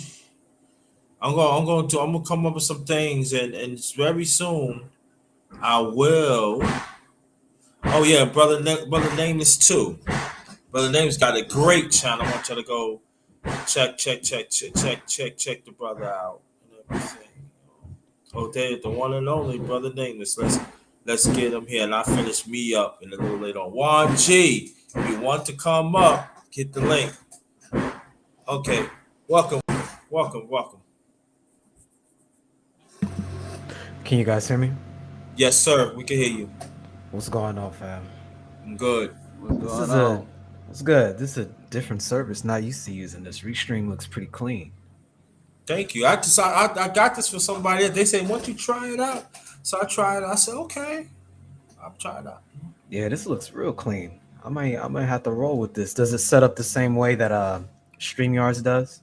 Nah, no, it sounds a little different. Like on here, like the graphics, you already have your own graph. They already had their graphics on here, and overlays and stuff over here you can use. But I'm trying to find a way that I could take my overlays and my video clips to put it on here because they stuff is corny. I ain't gonna lie, No, it's I corny. understand. Is So this still with the free, or do you it's need free. to It's subscribe? free. No, free. It's Do free. they have a premium subscription service? Yes, yes, they do. Okay. Yeah, I'll They go do. ahead and spread the word on this. This looks pretty nice. Thank you, man. Thank you. No problem. But Yeah, yeah, what's going on, fam? I do.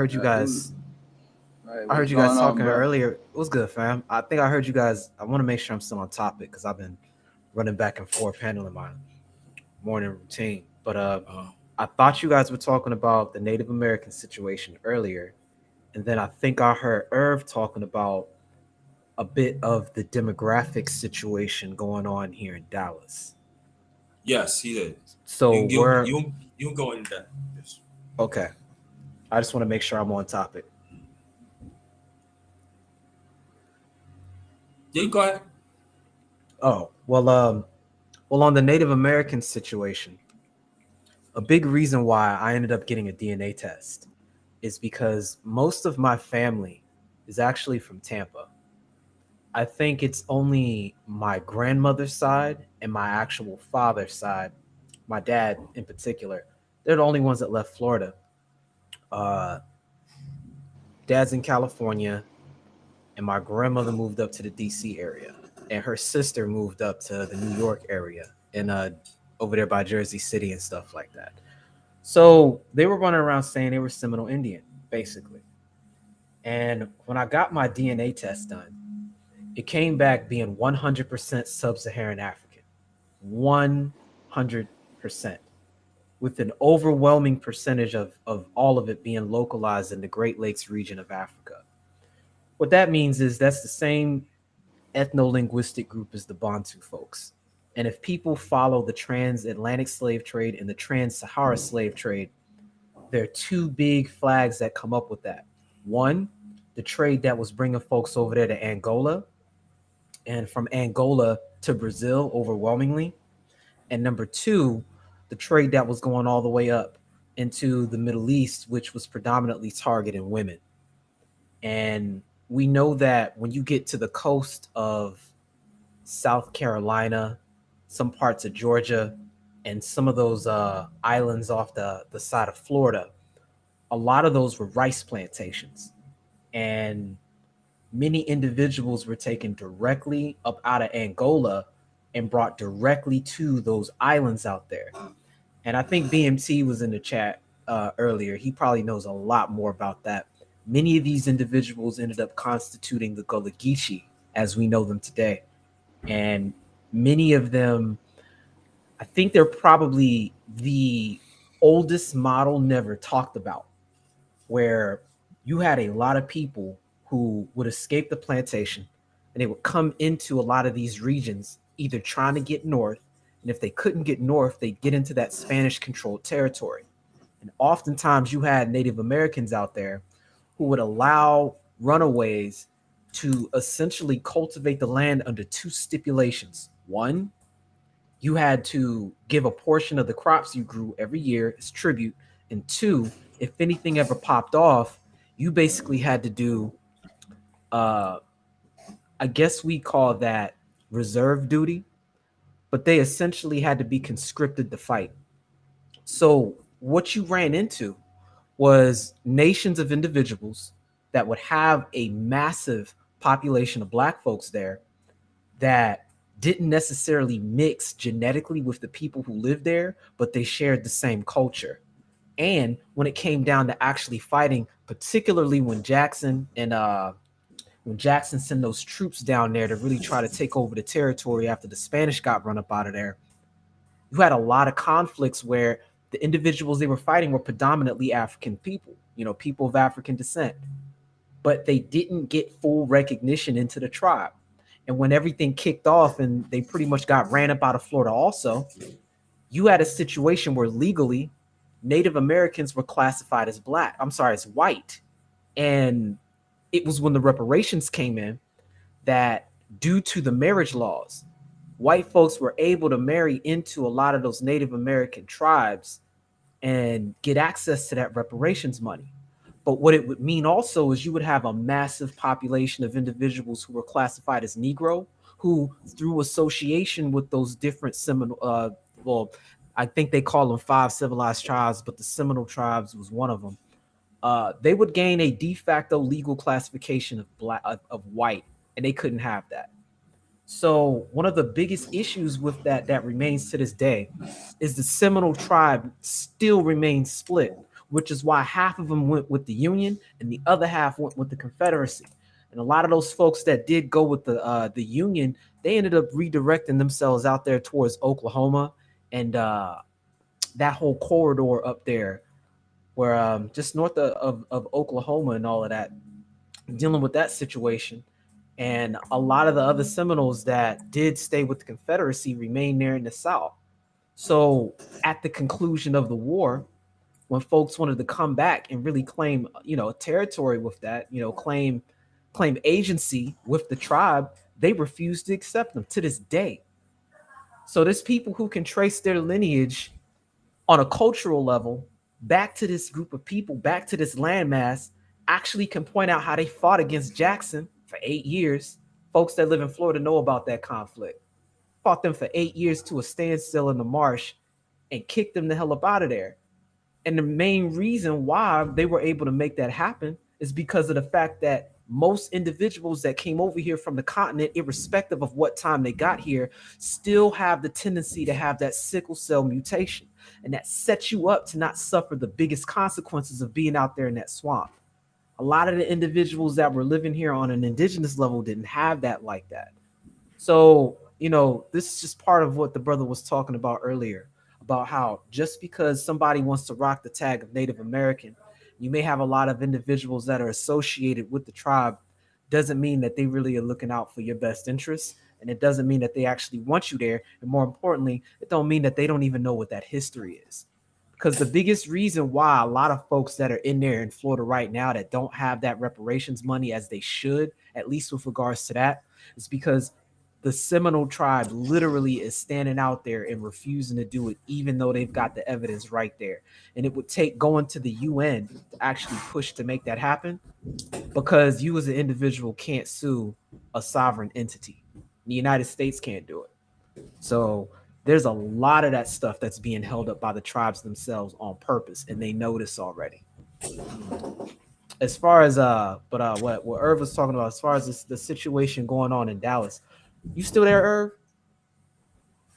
Oh yeah, I'm back. I'm back. You was saying earlier how, because you've been here much longer than I have. I just moved out here from DC, so I'm still, learning how you guys get down out here. But I've Oh been yeah, hearing a wow. lot about you guys used to have a lot of farmers markets and stuff like that. Mhm. Have they been kind of taking agency over a lot of the trade that goes on, with some of that stuff? So what happened with them is, so this is crazy. So they moved them, the all the trademarks. They're actually getting pushed out of North Dallas and Central Dallas, all the way past South Dallas to Waxahachie and Midlothian. Okay, And what okay. they're replacing y'all with is HEBs, which are very good stores, but they're very commercial as well. Yeah, I don't like them. Because I'm noticing, where I'm at in North Dallas. I think you called it the No, Bougie. okay, so HEB finally done infiltrated the Dallas market now. I didn't think I used to see those around here. I thought they were more further They out. wasn't. Okay. They They So wasn't. I'm They not did. wasn't. tripping. They bought in. What They they they, they, did Okay. they were was here as under another alias, but now they had a sister alias that they snuck in under. Now they're about to yeah come in called with the Central Market. What Central they Market. did Yep, was Central Market. Yep. they did a business model that Walmart did. It was called Hypermart way back in the day before they started doing the super Walmarts. They did a Hypermart. That was a test to see if people come out there and fool with them. But now HEB, because what ended up happening in Dallas Fort Worth area, A lot of the Safeways and Albertsons and all them people used to come up here, Win Dixie. They'll come up here and then they'll go bankrupt for some reason. Some reason. So HEB said, "Hold up, we're gonna put this Central Market down," and they winning with those. So now they're gone and invest in the market now, which was Yeah, a because smart play, by the way. HEB has, let me tell you, HEB like Sprout. I like Sprouts too, but Yeah. Yeah. HEB has white women. HEB has white women. White women love HEB. They So they do. over there trying to compete for that basically the natural produce market.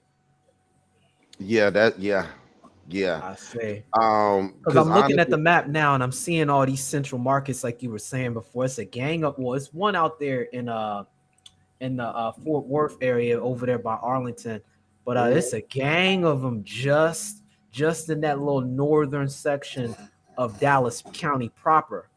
But but they're about to transition into HEBs I now. see what you're saying. I see Hmm. what you're saying. They're adding the tag on there. So when you look at their corporate website, they call it Central Market Dash HEB. Yeah, So that's yeah, Hmm. HEB. they finna Hmm. do that swaparoo. That's funny because Yep. the only thing I see out here, if you don't get to a real local spot, because they got a few of those where I'm at, because there's so many damn universities where I'm at in my area. I think I'm by like 3 of them. The only thing that is here is Sprouts. You're on 75. Nah, Now, Sprouts is about to become Piggly Wiggly to Win Dixie. Yeah, real talk. pretty much. Yeah, real talk. Oh, that's funny. Oh man. But the next thing I noticed up here, man, my little complex I'm at, I don't know what it is, but it turned Indian overnight. I mean, like Eastern Indian. They Yo, came in and literally bought up like I think they occupy the whole outer perimeter of my complex now. All of yo, them. black people worried about Mexicans. We need to worry more about Indians. Asians are right now astronomical, and white people need to worry about Asians. We honestly need to worry about Indians over Mexicans because Mexicans are end up going to. Because I'm gonna tell you the truth, Mexicans, Indians, and Asians are kind of almost blending together, and black people are getting it's forget blend culture. It's just it's kind of almost becoming a true melting pot down here in Dallas. Yeah, and being here 5 years, I got to see that transition because when I got here, it was real, it was real vanilla and chocolate, and that's about it, right? With a little bit of something, I saw some Mexicans here and there. They usually stayed to themselves. Uh, but now, man, I look at my complex, man. I come home at night, man, and they out walking the street in packs, just Indian folks everywhere. And I swear this just happened when they re-up on the contract over here. I don't know what's going on. Maybe the prices are going up on real estate because of all the implants coming over here from California and Arizona and New York and stuff like that. Maybe you guys would have a better understanding of that. But I just think it's interesting to kind of take a look at what's happening here and then contrast that to what's going on in other parts of the East Coast. You know what I'm saying? And Well, that's the reason why I stay in the South, stay out here in Cedar Hill, because the real estate and the rent is very stable. Cause this an old black, like DeSoto is an okay, I see old you. black money. You on 67? I'm on 67 South. Okay, got you, So got you, Yeah, got you. so yeah, know right Lancaster, where you at. old black money. That's all. Mm. Also, Cedar Hill, old black money. So it's kind of Yeah, stable. Alvarado and all that out there. Yeah, Alvarado. Yeah, that's all old black. Even Waxahachie, believe it or not, is old black money. So it's very stable for as like. But where you at North Dallas, it's very unstable for as the rent and cost of housing. I mean, they had houses that Yeah, they were up there. Now those $40,000 houses, those Mexicans remodeled, $300,000 houses. Oh yeah. You got $300,000 houses now selling for half a mil to 800,000 yeah. in North Dallas. All because Hmm. Jerry Jones put his facility up there. That blew everything up. Well, it's Google. It's all these Fortune 500s that are moving to Yeah, North they all Dallas coming up too. here too. Yeah, So Yeah, yeah, I like might. out yeah. here in the Plano area, like it's crazy out Are here. you in New Plano or Old Plano? Nah, I'm not in Plano. I'm closer to I'm just north of Louisville. So you about Oh, so the okay. Louisville and the Louisville He Lake close to area Dent. He close to Yeah, is Dent. I'm man, up there. that's too expensive as hell too. Well, I Mm-hmm. mean, I don't know, man. It's bipolar up here, man. Like on one side, it'll be like that, especially when you get closer to Flower Mound. But Yeah. you go closer to the lake, man. It's like you going into the hood. No, okay. Yeah, It's yeah. it's strange out here, man, and it really kind of fluctuates. And They you got a only lot. did they only did that to inflate the real estate when you actually get to the actual lake. They made Mhm. it cheaper so that people they can invest in that cheap land because Oh, if and then you buy it up and flip it. Mhm. I Because a lot got of you. those yeah, a lot of those real estate people, a lot of those people that live on that lake in Lake Louisville own a lot of that Section 8 house that you're talking about. So it gives Mhm. them the ability to Okay, live on that lake. that Mhm. adds up. That adds up because just north of them, you've got the schools that are up there in Denton, and they're a little Denton is the next city. Now everybody want to talk about Dallas. Everybody want to talk about Fort Worth. Everybody want to talk about Houston. Keep your eye on Denton. Keep your eye on Denton. Yeah, I agree. Let me ask you. I didn't mean to cut you off. Oh Pastor no, go Forty, ahead, bro. you did talk about Denton one time. I was on one of your panels like last week. You did mention it a little bit and everything. Yeah, So if you want to, Denton is like a suburb city of Dallas at this point. It's like honestly, if you got money, go to Denton, not Dallas. That's gonna be the new move because Denton because Dallas is getting hood and it's getting packed. If you got money, like if you got money in New York, you go to Connecticut, right? So if you got money in Dallas, you go to the other side of Denton, they still got great schools out there, and you will be able to own land out there. okay. Yeah, I've already got a spot in mind out here in Denton, but I don't know because I've been debating whether or not I really want to set down roots here in Texas.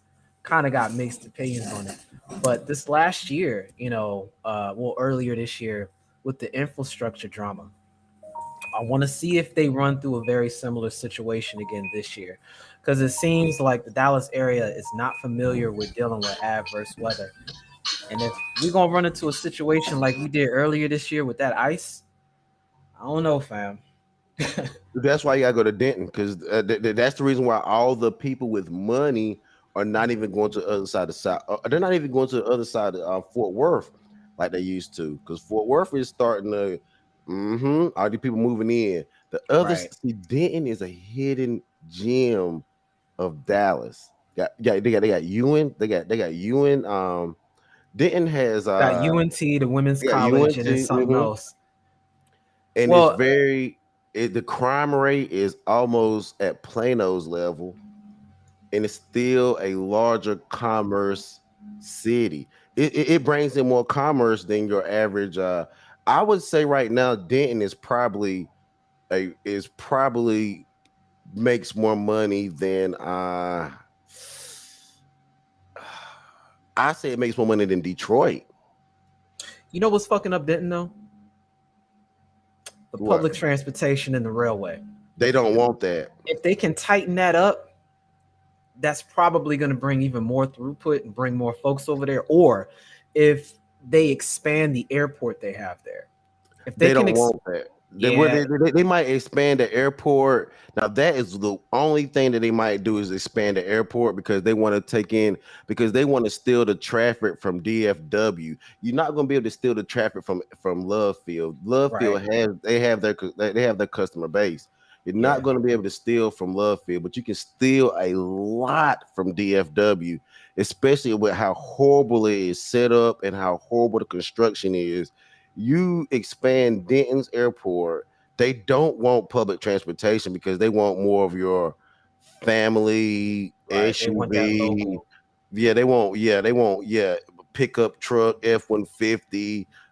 white, black, Indian, Mexican people. They don't really care the race, but you got to be a family pickup driver, sedan driving kind of. You can't. They don't want the Dallas clientele. Right. Mm-hmm.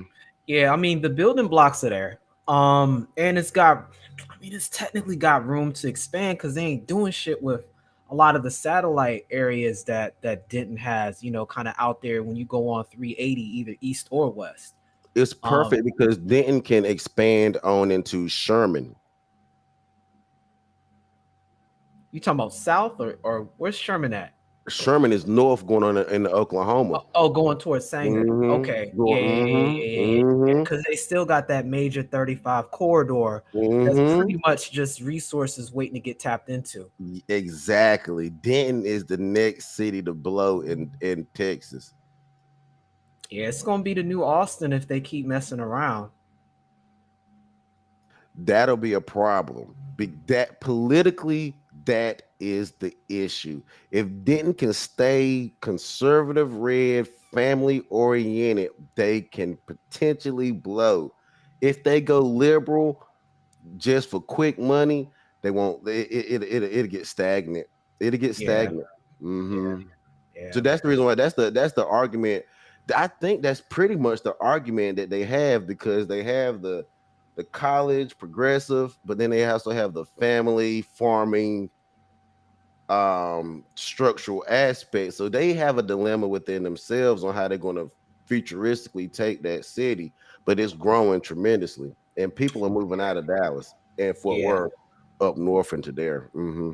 So what that will probably mean is the value here of the property is probably going to start shooting up.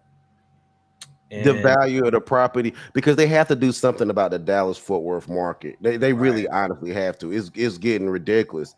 So in order to pretty much put a TNT, the dynamite to level it out, you have to move the money. You have to spread the wealth. Yeah. yeah, and job opportunities. We'll see how that kind of runs out because if some Well, more businesses get interested in kind of using that as an attractive point since they're so close to Plano, and yeah. if the Hmm. infrastructure gets better because you've got Blizzard Entertainment may come out here Yeah. And because of the crap they're dealing with now. another thing about the area, you have the raceway out there. You have the racetrack out there, right? Oh Going out towards yeah, that northway. yeah, right there on the west, 35 Hmm. West, right? Yep. Yeah. So the thing about it is, and people of Dallas is they hate spending money on these nice cars, sedans, or sports cars or whatever, and not being able to drive them because Right. it's so packed. The thing of so they're going to move over to Denton so they can come to their Google and North Dallas jobs run because that's just why they made the expressway going to Love Field. You can get that thing and run like 100 miles an hour, whatever. George W. Bush, you can run fast on that. Yeah. You're gonna be able to do that, but it's still getting packed. So you're gonna be able to. This will give them the same freedom that the Texas freedom coming back towards Dallas, but not being stuck in Dallas. It works out perfect. That's just why I stay in the South because the South gives me that freedom to be able to open up and still go, but still be 15 to 20 minutes from Dallas. And the way that Dallas is growing, Denton and the tide of money will only be like 15 to 20 minutes away, considering how they're expanding North Dallas. Yeah. Because Yeah. what is it now? 35. It's 35 to 40 minutes now from North Dallas to Denton to get money. Yeah, depending on traffic, it take you Yeah, about 35 minutes. yeah. So think about it. A couple of more businesses, a couple more investments, that time limit gets squished down to 20 to 25, 15 to 20 minutes, you know? Yep. Yep. Yep. And they've got, yeah, and see, and that'll be interesting because the real question is going to be when these kids that are coming out of these colleges up here, where they choose to kind of settle in at. Because what I'm noticing is there's a lot of temporary housing. So you've got the liberal side of Denton is pretty much the college students, but they rotate in and out and they're not really here long enough to vote on infrastructure. You understand what I'm saying? So That's a beautiful thing. That's a yeah, beautiful so thing. I think that's why it's at most gone purple, but it hasn't really gone blue. And I think it's got a real solid red foundation out here because all the actual money makers and money movers, they're definitely red. They're Like no definitely red. question. But they're Yeah. interesting because they're not the kind of red you expect, like from Waco or something. You know what I'm saying? They're Well, you know what? Check it out. I rocks with Waco. They just crazy. You just gotta be. You just gotta meet. You just gotta meet. Mate, you gotta meet Waco where Waco is at. Waco crazy. So you gotta go up in there, with the Ohio State Buckeyes looking crazy just like they ass. I don't got the time for them. You gotta go there looking crazy too. You gotta go there looking what? You what? The what? Oh man, you But Waco wild. is crazy. You right. You gotta go in there crazy. Now Waco. Now I worked at a hospital in Waco, and I realized these motherfuckers is crazy. I said, "Well, hold up. If I'm gonna survive out in Waco with these Waco people, when you in Rome, do as Romans do. So if y'all crazy, well, damn it, I'm crazy too. Let's go." So I had to get up out of Waco though. We can't stay in Waco too long. Can't stay in Waco too long. Yeah. But I mean, that's what I mean in contrast to a spot like Waco, Denton. They're more like they're more centered. Yeah, like they're more centered. You can actually kind of see where they're coming from. And I think it's probably because they've got to see the extreme that they know what moderation looks like. In real talk, especially a lot of folks in the sphere. I mean, I think there's a lot of folks that have grown up liberal, but their views are far more center. Does that make sense? Yeah. And as the left has gotten more radical, it's kind of like de facto placed them in the red without having to move. You understand what I'm saying? Yeah, and there's another city going south of Texas. It's called Brandonsville. If I gotta find the name of it again, is a part. I had it written down because I want to invest and get money invest in that land because I know it's going to be. Is it past? Is it past Grapevine or in Grapevine? It's in South or Texas. Oh, okay. Grapevine is a very expensive area to live in. Yeah, Grapevine crazy because not just the lake, but there's prime real estate out there. You got the Gaylord out there and everything. Yeah. Grapevine has a very set real estate price as well, but their real estate price is higher than North. That's like the Hamptons of North Dallas, man. Yeah. That's a nice area too. Yeah, that's a nice area too. Yeah, I know. Yeah, but it's just good to know stuff because a lot of people in the space they don't even know what's going on in Texas, and even certain parts of the West that is really changing. Because even Oklahoma, they still holding back for the reparations of the 1921 massacre. They still up to their old tricks. Oh yeah, let me tell you. So Oklahoma, let me tell you something.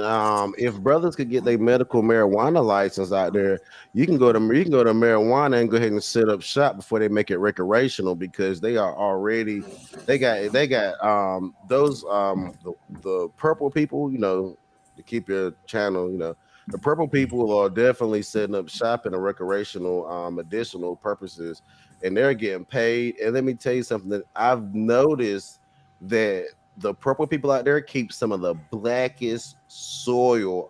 Because I'm a worm grower. I'm into worms and stuff like that and vermicasting. So I know what good soil looks like. So they keep some of the blackest soil out of South Oklahoma that has not been completely tampered with a bunch of particles and pesticides and astringents to try to pull the nutrients from the earth into the plant, overproduce the plant like a lot of our pesticides and herbicides do. They have some of the darkest naturalists. They have some good soil in Oklahoma. God knows they do. And I'm from North Carolina, so I know good soil. And they have great soil in Oklahoma. You know what's so funny? You talk about my late father. He passed away in '89. He said he went to Oklahoma, and he from Georgia. He said, man, he always told me, he said Oklahoma, them land has not been touched I said, Dad, what you told me? The soil has not been touched. You need to think about it, son. And he told me this back in the mid 80s. Yeah, and There's some, I could tell dirt. I can tell. I can. Well, they don't have dirt. They have soil. There's a difference between dirt and soil. We have Mm-hmm. dirt because of a lot of a lot of the nutrients has been sucked out of it due to concrete jungles. Concrete has an absorbing factor to it, so it ends up absorbing some of our good soil too. Because if you live concrete, you'll see that the soil is very dry. There might be some worms there, but it's very dry because the concrete absorbs a lot of. I mean, Oklahoma, believe it or not, has a lot of you have people in Oklahoma that don't have the internet. I mean, when they were doing their whole pandemic stuff, they were calling people on the phone, landlines. They were driving out to rural areas to see people. They have people out there that don't have the internet. So they have land that literally has not been turned over, like tilled it, grown. Um, they have land that has not been harvested at all. Believe it or not, it's weird in America to know that there's land that has not technically been harvested. yeah. There was some folks that were talking about making some moves out there because they've got some land, and I think they wanted to start a cannabis business out there, growing it out there in that soil and then flipping it to folks that could refine it in Oklahoma City.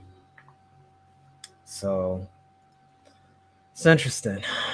Um, Well, and check this in Beaufort, North Carolina, you can buy some land off the Sound, which is about 10, 15,000. What I was thinking is if I could buy some land off the Sound, I wouldn't put a house on it, but I would take the salt out of it and try to make natural salts and try to make a little business. Because there's so much natural, untouched products that's out here for black people that we don't necessarily have to keep. The one thing about the Asian population is they got tapped into those things so that they could start buying political favor. You can't buy political favor if you're not tapped into what's naturally going on. but you need to have a cultural matrix for that, fam. Like if you don't, let's see, I think that's our. We talk about this a lot already, and I'm gonna be on some broken record shit. I really stand by the fact that I think the majority of our issues are cultural, and it plays out to the lowest building block of the culture, which is family and interpersonal relationships. I think that's where our fundamental problems are, which is why we can get in other circles and operate, but we can't seem to operate with the circle that consists primarily of folks from the ADOS tribe, irrespective of where you go, with like rare exceptions to that rule. I don't I don't see us working in aggregate in any city I see. We get individuals that know how to get by, but unfortunately every time you get somebody that's really schooled and really has a lot of good information that could contribute, they don't have a network that can be a force multiplier for them. And if they do have a network, they don't look like they do. You know what I'm saying? That's the reason why that's the reason why I like going on these panels. I had to cut myself from a couple of panels, and the sad thing about it is when I cut myself from a couple of panels, I literally lost contact with a lot of people. I ain't gonna lie. So that's what I'm trying to build my. That's what I'm trying to build my platform so I can get contact back with. Because I got Mr. Z back, but I'm trying to like get back in contact. That's why I'm glad to be talking back with you, even though me and you go back and forth on some stupid shit all the time. Irv, Irv, Irv. Look, I do not have any problems with somebody that is coming from a position where they have good faith in the conversation. I don't think you're a bad person. And even if I thought you were a bad person, I wouldn't put negative energy towards you with regards to that because I don't have the time for that. Like, there are too many things that we probably agree on that greatly overshower or overshadow the things that we disagree on. And even with the things that we do disagree on, I think a lot of it is a matter of context. Because at the end of the day, I think if a gang of feminist gynocratic monsters came rappelling from the damn ceiling on the panel and try ambushing, I think we'd be able to set aside our differences and address the bullshit at the end of the day. Yes or no? Oh yeah, of course. So That's yeah, and that's the problem because now I'm glad you brought that up because I went to court the other day, family court the other day, and I don't mind talking about this stuff, even though it still goes on. And I represented myself. I did it eloquently too, man. And I was bringing up case law, tearing their asses up to the point where the judge said, "Well, this is a woman's law issue." So I said, "Well, judge, are we practicing family law or woman's law?" And then she said nothing. She had nothing to say. So of course crickets. I'll appeal that, and I'll just keep giving them hell. But you see what I'm saying though? Like, get in that mindset. Maybe you develop that independently, but you never know what is going to stick with somebody to give them a good lexicon to deal with situations like that they come across in their everyday life. Because I really think that that kind of behavior you were describing from that judge, that's so baked into the background, people don't even hear it no more. You understand what I'm saying?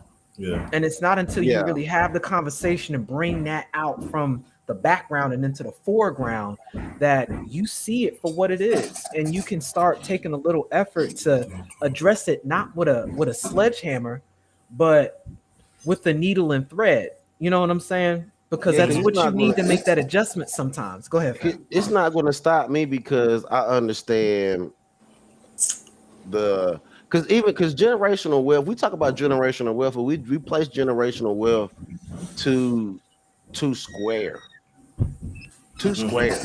We say, well, generational wealth is I'm a doctor, you're gonna be a doctor, you're gonna be a doctor, you're gonna be a doctor, I'm a lawyer, you're gonna be a lawyer, you're gonna be a lawyer. I look at generational wealth as opportunity of options.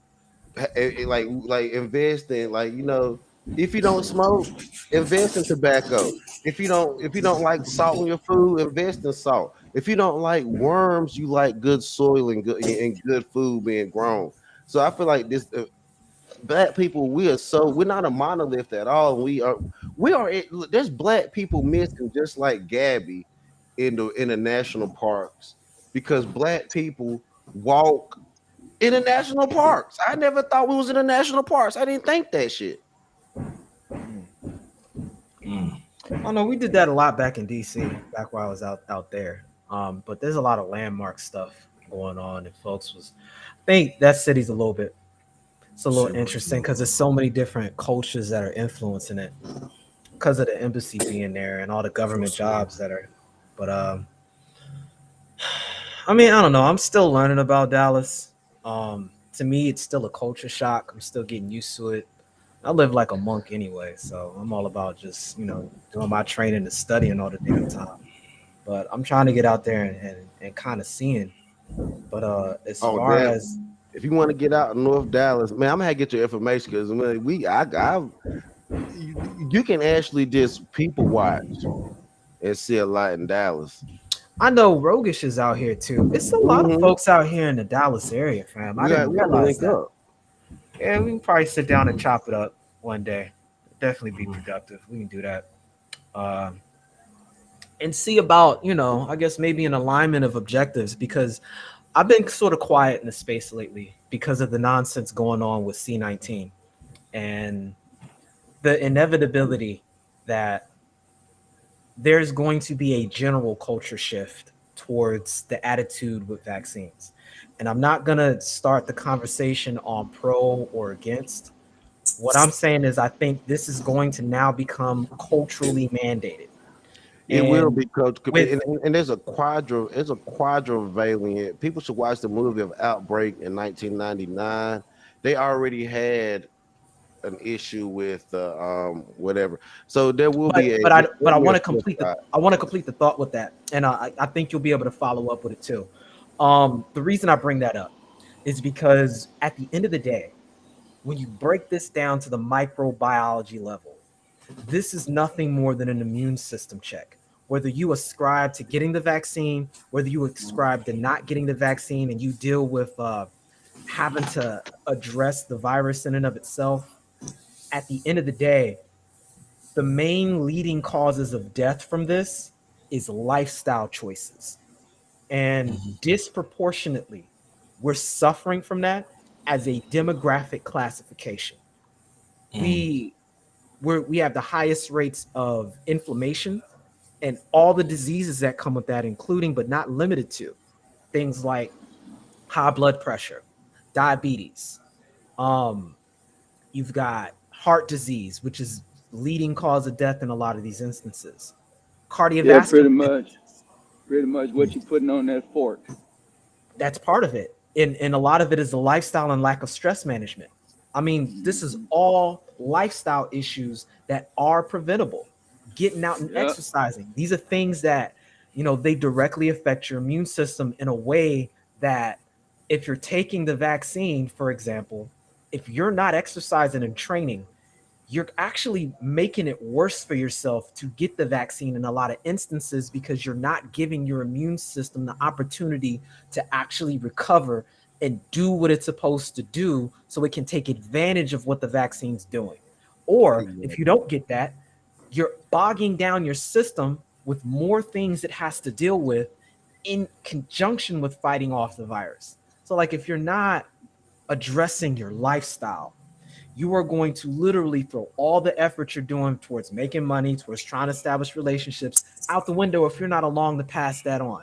Or if your quality of life is so poor because you got to be bogged down with all these medications because of that, you can't afford to do anything else.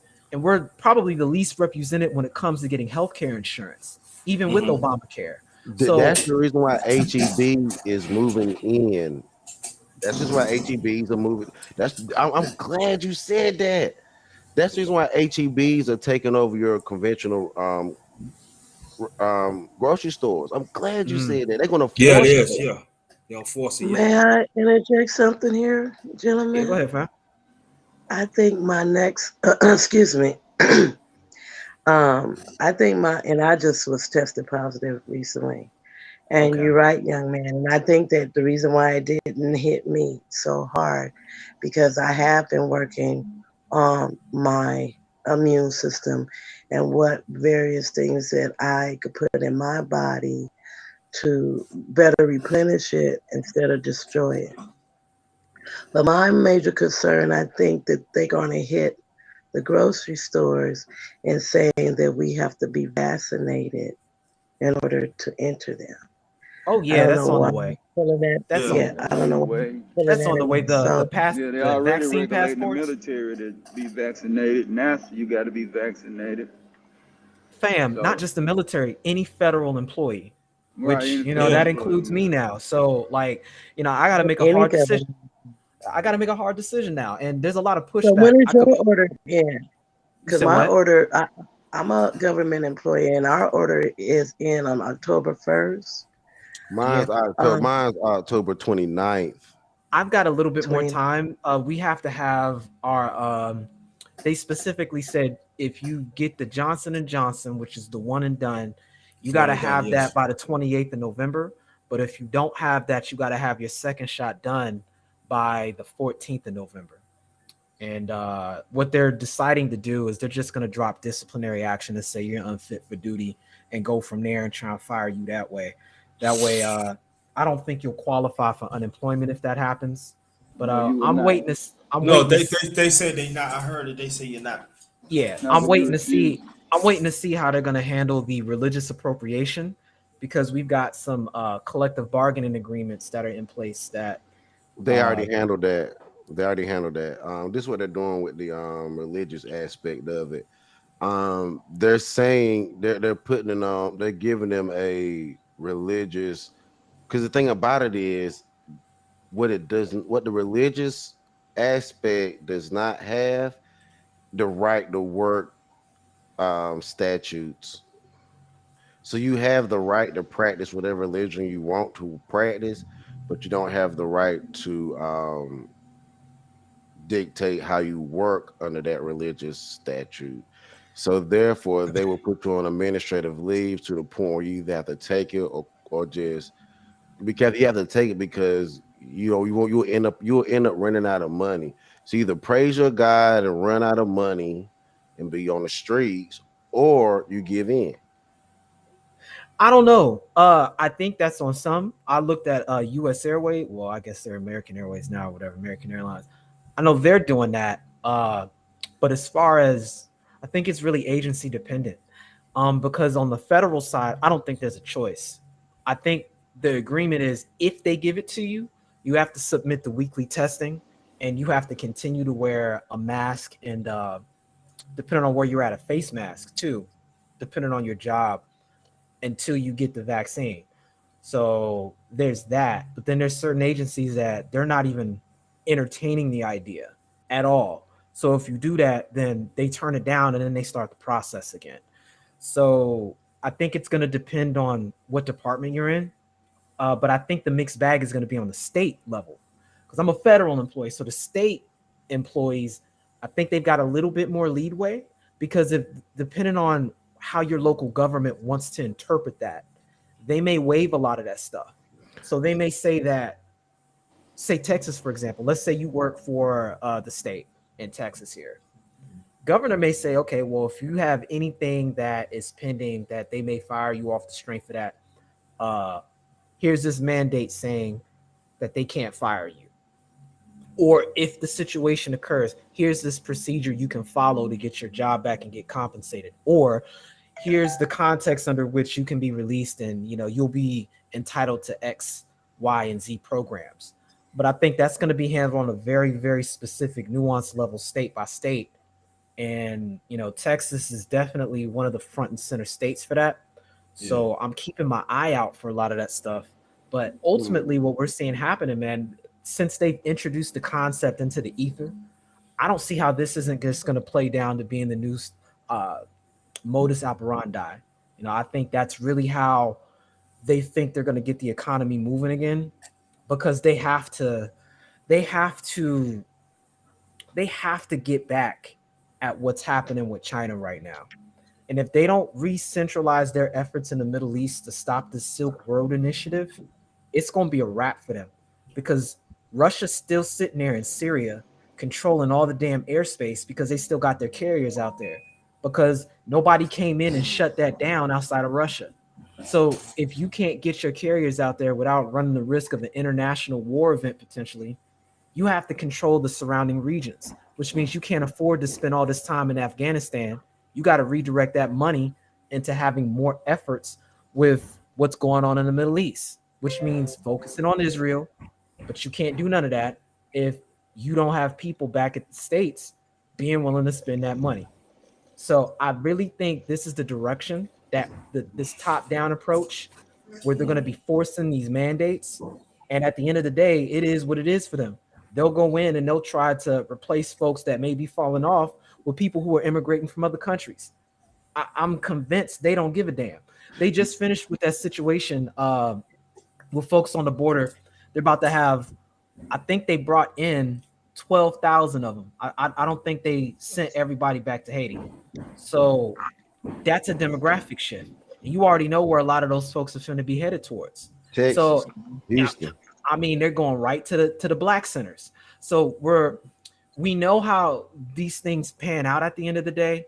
In a perfect world, that would be more soldiers to help for the cause. But ultimately, the energy that animates both groups of people are just culturally incompatible with each other. And we don't synergize with other groups. We only synergize with ourselves. So that's just going to be more competition that we're going to have for the same things that really are going to continue to set us back. So if we don't actually take the time to see things for what they are, most people that are making money in the black community are going to be in these positions with federal and state jobs, which means we're going to have to deal with this vaccine crap. And if you don't take the time to address yourself on a physical level, the leading causes of why people are succumbing to this disease and to the side effects of the vaccine, it's just going to set you apart even further. And on a statistic level, we're not even considered players anymore. We're looking at the pieces that are about to completely replace us. Because if you think for a moment that, a lot of folks that may fall out and lose their government positions, that a lot of folks that get naturalized here won't step in and take those positions, people are mistaken. Because if you remove the federal income, the federal and state income from the black financial block, man, our wealth gets cut probably down by over 50% from what it already is. Yeah, and the federal treasury is making sure everyone is vaccinated. Oh yeah. Mhm. So I mean, you're gonna have to deal with the side effects one way or another, and the only way to deal with that is your lifestyle. And I'm gonna say that now. If Yeah, you that's what got I that did. jab and you're not training, you're messing up. You're messing up. You're not doing yourself. You're doing yourself a disservice because if your immune system is not intact to actually fight off the spike protein that it's been creating, you're setting yourself up for failure. You might as well not even gotten it. How should they train? Tell the brother how they should train. You need to address the food you're eating. Yeah, I used You need to address the way you're physically active. If you have a sedentary lifestyle, you need to augment that with daily walking. You don't need to run, you don't need to jog. You need to be walking a mile a day and not let no more than 2 consecutive days pass. You can burn 75% of the calories you would jogging a right. mile by walking that same mile. It don't have to Mhm. necessarily be outside. Go into a treadmill, do the same thing. You need to be making sure you're paying attention to your micronutrition. Instead of getting a lot of the Starbucks or anything else that you would get on the side, invest in a solid multivitamin. Take that daily. You need to make sure you get those micronutrients because that's what your immune system is pulling from so it can fight this crap. You need to get out in the sun. You need to have 20 minutes of sunlight every single day. Okay. And with a lot of the research I'm doing right now, fam, I really think that's how our ancestors made it through slavery because of the Mhm. correlations that can be made on melanin, sunlight, and water. It's a And I'm gonna natural have diuretic. Natural diuretic right there. Natural diuretic. not just that, Yeah. it's an energy conductor because water can actually be negatively charged. Who knew? Did you Water know has a fourth state.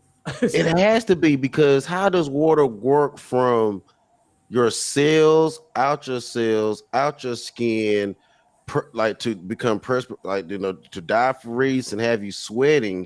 It has That's a that fourth state. whole. That's energy. That Irv, yeah. Irv, it has a fourth state. And I'm gonna get into that because that is profoundly interesting because it implies on the way our actual circulatory system works. Because that's too much damn length to go through with only our heart being the energy that's the energy our heart produces. That's too much of a Yeah, demand for all of yeah, that length of absolutely, our man. circulatory Like system. when I took the test, when I took the thing, I went back to the alkaline diet. Uh-huh. I drank. Yeah, I went back to the diet, man. I ain't putting all them because I already know what's gonna metabolize. So I don't See even you eat here. meat no more. I do get on there and walk, but I walk in the incline and I do my hit on the Yep. treadmill. So I'm doing that, and yeah, I already knew. I said, okay, I'm gonna get this vaccine. So I'm going back to I'm going back to the Dr. Sebi on the ass, something I did in 2016. If even So if you can't follow it strictly, try to understand the building blocks of it and stick yeah. to it as close as you can because there's so Oh many yeah, I eat a solid little. I gems. just eat some salmon. Hmm. That's a All I good do is point. eat salmon, eat lamb, and some goat. So I know Right. I can't walk in. I can't walk into any Subway and get that shit. Right. You Yeah. need to have high quality meats if you do it. Yeah, You need to high stay quality away meat. from the Don't like farm I'm gonna stuff. eat. Right. Yeah. I gotta Well, go to the store. I gotta go to a real restaurant to get the shit. I'm trying to get into farming. I don't want to do large. I don't want to end up doing. I don't want to do cows. I don't want to do bulls. I want to do goats and chickens. Yeah. Hmm. I mean, that's what the folks do when they come over here from the Lambs too. continent. Yeah, do lambs as well. Yeah, Do they lambs lamb too. Lambs, meat. Yeah. lamb. Yeah. Yeah, I'm saying that's what people that come over here from really pretty much anywhere but here. That's what folks do. And there's folks coming in here from South America doing that, Mexico doing that, the continent doing that, India doing that. It's crazy. But Well, I'm gonna eat chicken. I gotta raise it my damn self. I mean that's my perspective. I wouldn't be vegan if I was living in another country, but because I'm out here, and I just know I'm not going to Yeah, invest in growing my own livestock. I'll just be honest with myself. So it was just right. simpler for me to go vegan and do the research on, what my body needs as far as the micro and macro nutrition goes. But you don't necessarily have to be vegan to do that, but you need to improve the quality of your food. And you'll find that when you improve the quality of the food you eat, you don't have to eat as much of it. because your body is going to be able to take away from it what it needs to. Because you don't eat just to be full, you eat to get the nutrition out of it. So if you have greater nutrition density, you're going to be more stated and you're going to be healthier because you'll be fulfilling the purpose of eating food in the first place. And I think that's the real definition of food deserts. But it's a compounding effect. You know, when you've got a bad food culture and then a bad food environment, it sets you up for people to be disproportionately affected by a lot of these things that are coming down the pipeline. And I think that's probably our biggest threat, even more so than a lot of physical violence. We are dying more than any other demographic from heart disease. And that is completely preventable. For every one case that's not, there are hundreds of thousands that are. And that just boils back down to lifestyle change. And that's been my main focus, on getting into the science on what's going on and figuring out what has to happen on an individual level so it can spread out. And I think there's some business opportunities for that to help pay each other off the strength of that. Because you can't have the idea of a family unit if you don't even have the unit in and of itself, because everybody's dying too long or unhealthy and having a horrible quality of life and struggling on basic needs being met, which generally is the cause for a lot of the crime that you see happening all over the world. People's needs not being met, usually nutritionally. When you address that, there's a correlation between that and what happens with the crime. It's almost endemic. And so, like, when you sit down and people want to use, you know, the culture virtue signaling and use all of these external forces, they may have an effect. But I promise you, if people are eating and they're not hungry, you don't got time to be thinking about trying to take something from somebody else 9 times out of 10. You're looking on finding ways to actually aggregate what you got. And I think that's probably one of the ground zero fundamental solutions we need to get a hold of as individuals if we even have a chance of having a conversation about operating with each other in an aggregate. Because I think you understand where I'm at with that, Irv. I'm Excuse me. damn near To out the door with a lot of that stuff. Go ahead, family. Yeah, I get to you. the young man that's speaking, what is your name, sir? The one that was just speaking? I want to ask you a question. Yeah, go ahead. I'm the nameless Not protagonist. Oh, okay. I want to ask you, when you were speaking of that, and you guys talking about these HBs that's going into Dallas, these Yeah. markets, are those uh, supporting more healthy foods, or are they just junk foods that they're bringing in to service the people? Extremely healthy food. If you are Oh, used okay. to eating if you're used to eating a junk food diet, because they have these meal preps. And if you're used to eating a fatty diet, that meal prep, That set you right. you yeah, it sets you right. So like Okay. it's literally if you're not going to go ahead and start practicing this, the grocery stores pretty much aren't going to give you much of another option. Okay. I want to, another thing I want to ask, because we all know that local and organic, especially when you're going particularly plant-based with the majority of your eating or all of your eating. We know those are the best produce to put in our bodies. But do you believe that if you buy something that had pesticides on it when it was grown, is that better than a bag of potato chips? I'm gonna bring this back down to anything you introduce into your system, your body has mechanisms to deal with it. So if you Okay. can maintain the mechanisms that are in your body that are designed to deal with toxins, if that's on point, you're going to be in a better position to deal with things such as carcinogens that get introduced to your system. So like one of the Okay. things that got me into that, I started eating one meal a day back in January, just before the nonsense popped off here with the snowstorm. I started that, and it was inspired by my research on intermittent fasting and learning about the systems that are in the body that are designed to help increase lifespan and longevity. And I got introduced to the idea of autophagy. Basically, what happens is when you put your body into a state where they call it, quote, starvation mode, it actually goes throughout the body and it will adapt itself to fat, and it will choose to preferentially burn fat. Once it burns through all of the fat that is stored in your liver and all the adipose tissue, which is extra fat, it'll start looking for other tissues to break down and turn them into amino acids that your body uses to help function and do everything that it has to do. And some of the things that it targets are things that are in your system that don't belong there. It will actively start looking for rogue proteins, meaning RNA, loose amino acids that aren't being put to any use, older body tissue that may be aging. It'll preferentially target that, break it down, and recycle it. Now I'm gonna say this, and I'm gonna preference this has been my anecdotal experience, and a lot of the science that I'm referring to here has been peer reviewed, but it's not mainstream.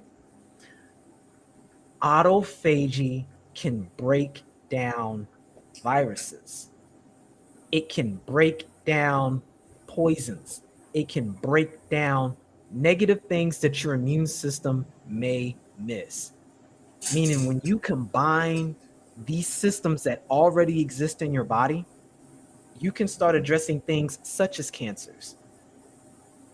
It's incredible.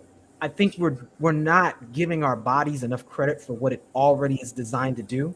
And if we can create lifestyles that help facilitate that and get out of our body's way so we can do what it's designed to do, I think we find that there's a lot more things we can tolerate than we realize. And we don't have to necessarily be so rigid, but there's a lot of advantages to this.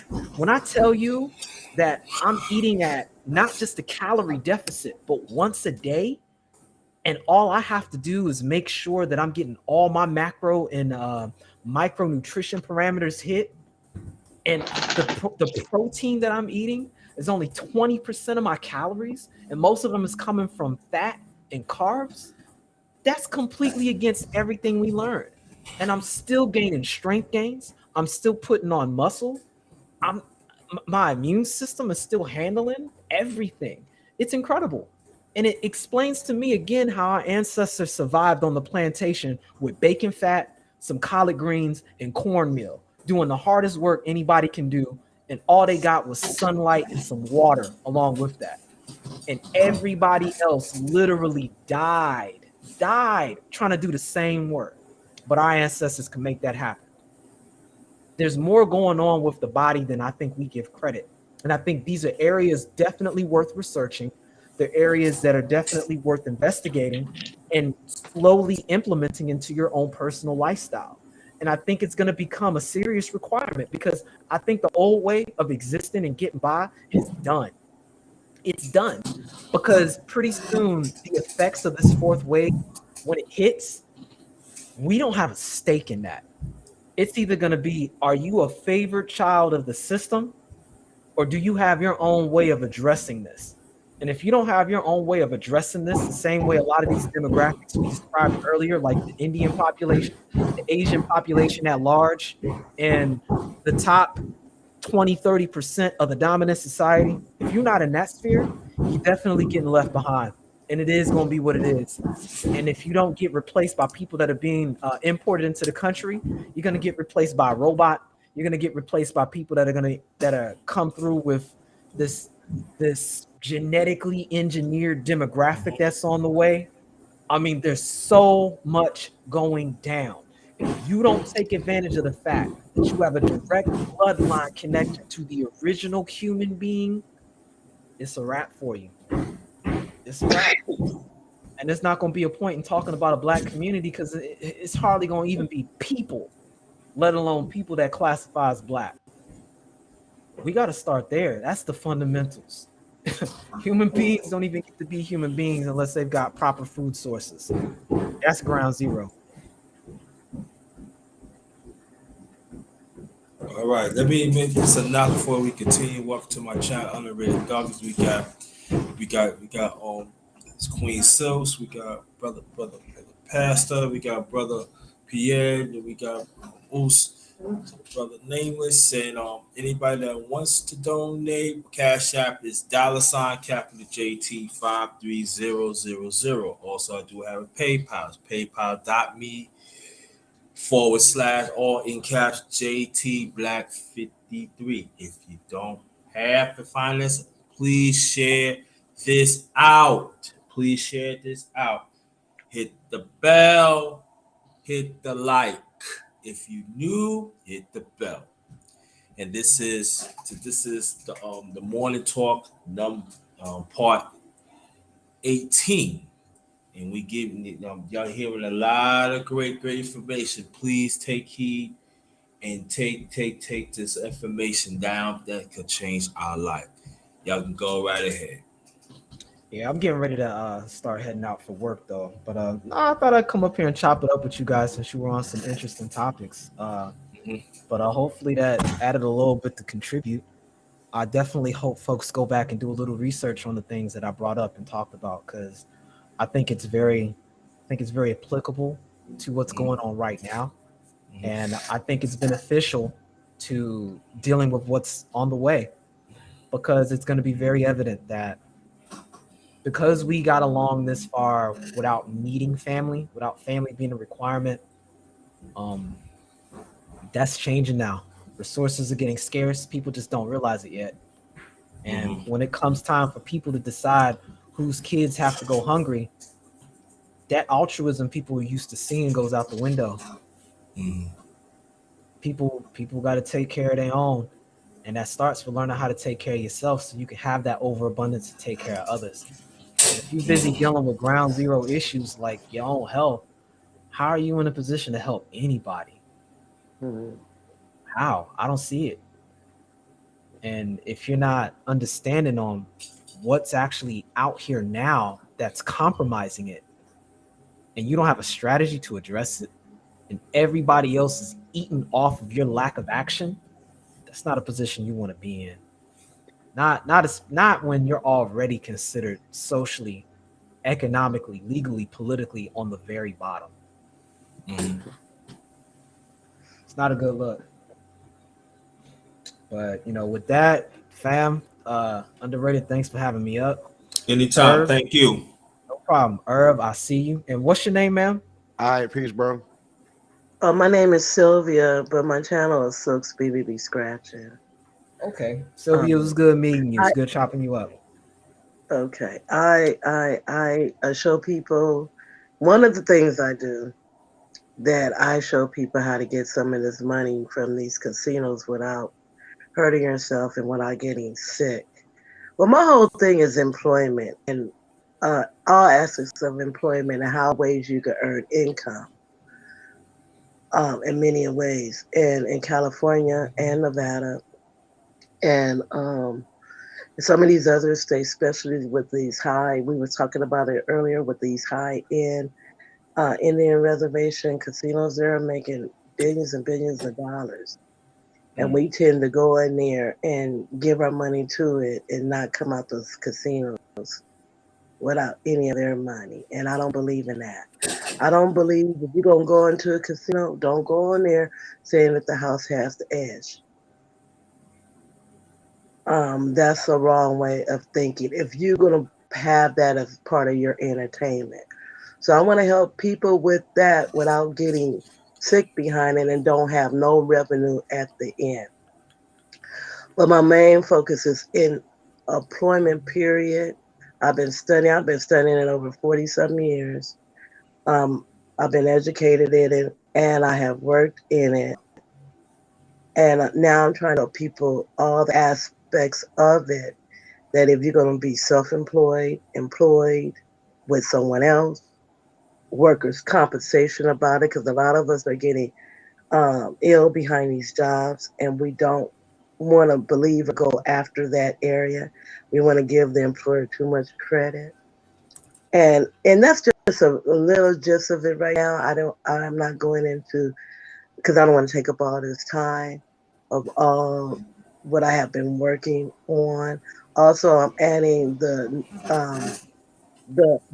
health with the nutrition, like you were saying, with that, and people need to find out what we've been following with nutrition. We've been following what the Food commercial pyramid. part of it and following those trends instead of really finding out, like the young man said, how your body works and what you need to put in that engine that we have been correctly, that we have been given the appropriate things that we have to do, and it goes beyond food, like you know, people don't even think about the physical activity, and that's what you notice.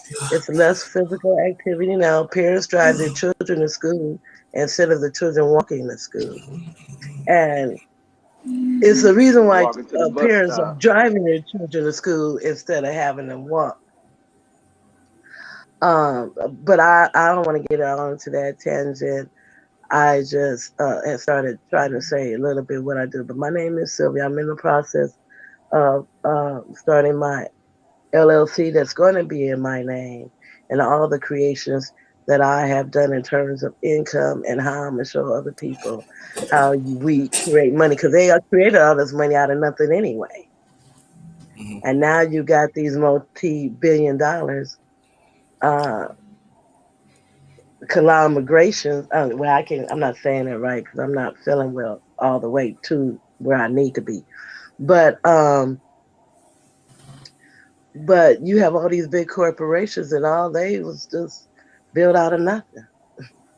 So that's what I'm trying to teach people. You don't have to depend on a job if you don't want to. Build your money No, like everybody else has. That's fair. I yes, guess a lot gig of my chan economy. I think a lot of my content focuses more so on a lot of internal things. I kind of represent a demographic in the Black community that's generally not very vocal, I'll say. And some of the concepts that I go around and speak about focus on metaphors dealing with the abyss. And I think it's important because I believe that's the direction the culture is heading in general. And I think introducing some of these thought concepts and bringing them forward into the forefront is important because it gives you a kind of preparation to deal with the shock that's going to be inevitable when the actual speed that civilization and technology, when you really feel those G forces, I think it helps prepare you to have a solution. An example of that is asking the honest question of aging. Do you think, for example, if aging is a disease or if it's a natural cause that's connected to life? And I think if people sit down and ask themselves questions such as this, they'd be surprised at how different the answers are, both from themselves when they're honest about it and from people that are immediately around them. Because questions like this are shaping what's happening in the future. Because there's a lot of people who believe aging is a disease, just like the common cold is, and it's something that should be addressed. And there are people who see aging as a natural process that really shouldn't be tampered with. And these are individuals that are going to be having an effect on policy, and they're going to have an effect on access to this technology as it rolls out. And if you're a parent or if you have family members, your kids are going to have access to a lot of these technologies eventually, sooner than you realize. And you have to make the decision on whether or not they're going to have access to things like this. And it's going to have a direct effect in their ability to compete with kids who get this kind of thing and kids who don't. That's an example of the culture being out of sync with the actual civilization and technology. There's like a lag between the two, much like how when a gunshot goes off, the bullet actually has already hit the target by the time you hear it. It's a lot like that. The difference in timing is that dramatic when you're looking at technology and its impact on civilization versus the actual culture and its ability to react to it. And I think we have in our demographic the greatest lag with regards to that. There's so many things that we haven't even considered that are about to not just change our lives, we're going to be forced to deal with them, and we're not even prepared for what's already occurred. There are changes that have happened already that we don't even know they're here yet, but they are, such as the disgendering of human beings in Western civilization. We're just now starting to see some of the side effects of that, but we're not in a position to influence our children's lives the way we used to be because we're not the ones raising them. Their social networks are. Kids are learning how to use the iPad and get online before they even know how to actually speak phonetically. They're learning how to use technology before they learn how to use language, which means their entire idea of an authority system at a young age, before the age of 7, is already being rewired to a digital system rather than a familial system. So when it comes down to listening to suggestions and who is going to have the greater impact on the decision-making power of those kids, it's not going to be the family. It's going to be a sharp shift to the system, specifically the algorithm. This is something the culture has to address. And if you're not thinking about things like that, by the time you notice it, it's too late already. It's already infested. You've already lost a whole generation of kids. And they're going to be the ones that go on and teach the next generation after that. And you've effectively cut yourself off from your own people out the gate. So this is the kind of thing my channel deals with, dealing with the introspective part of really being a human being. That, being a human being is classified as an individual as Black, dealing with the things we have to deal with. And even with this word Black, I've got a lot of contention with it just because of the social implications behind the word, because we didn't create it. And anything that you don't create is something that somebody else has named. And at that point, you are a shadow. And a shadow doesn't have the choice on how it moves. It has to follow the thing that casts it. And I think that's something that's very difficult to be aware of when that's something you identify with. These are questions I think are really worth examining, not from a self-hate perspective, but from a gaining agency perspective. Because civilization is already moving away from that, and they're going to a completely different model of classification, and we're still stuck on figuring out who we are. And I think that's not doing us a service when they're already looking at colonizing the moon. They're already looking at colonizing Mars. They're already looking at getting resources from places like Antarctica. And that's just going to set us so much further behind because we're not going to have the social networks built up to deal with the consequences of all of that. And if you think poverty and stratified economies are bad now, wait 5 years. Wait 5 years when all the government jobs either get replaced by people who don't look like you, and all the available work is being done by an automated system, an algorithm, or somebody that don't look like you. It's going to be a problem. It's going to be a real problem. But with that, fam, again, I appreciate having the opportunity to chop it up with you guys. Thank you. Appreciate that. No problem. Yeah, appreciate it. Good information. Sure. Yeah, great information. That's what it's all about, man. You come here, you're gonna get great information on here. You know what I mean? That's it. You know what I mean? Put yourself out there. Put yourself out there. This is the problem in this space that I want to keep it going to. There are some people in this space, they got this ego thing. Oh yeah, I know it all. No, sometimes if you don't know it all, but somebody could help you. You know what I'm saying? You could learn that to save your life. You know what I mean?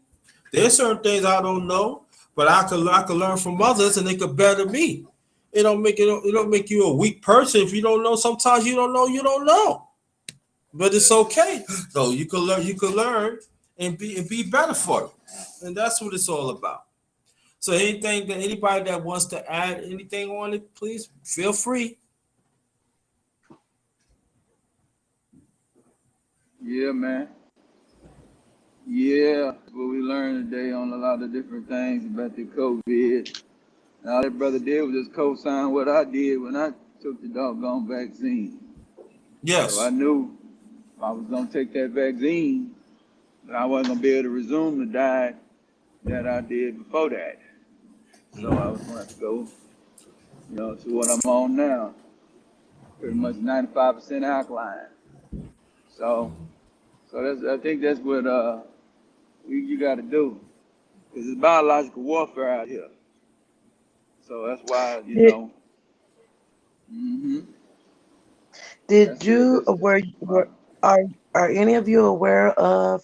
Well, none of you is that age. I don't think, but or if you have any compromising illnesses, do you know that they had to nerve to?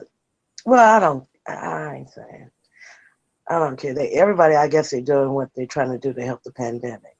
But if you're over 65 and you have any compromising illnesses, there is COVID antibodies that they want to inject you with. And okay. since I've been tested positive, because I got a compromising illnesses that I'm one um, major one that I'm working with, and my family wants me to go get this antibody, and I'm looking at it like this: it's already in my system. Just let it go ahead and pass, and let it do. I don't know how my body will react with the antibodies putting more um, Well, I of say this to this people: COVID if into you my don't system. have, yeah, this main thing you need to do is just put a lot of nutrients in your body.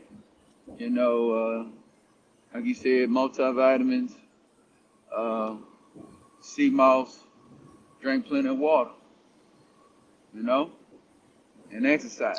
That's the main thing you and need that's to do. That's the self-medication for people that's not gonna right move. there. That if you're not gonna fool with it, you better need to change your diet. And if you're on the food with it, you gotta change your diet regardless. Either which way, you can't eat this junk, man. You know, you gonna eat the junk. It's gonna.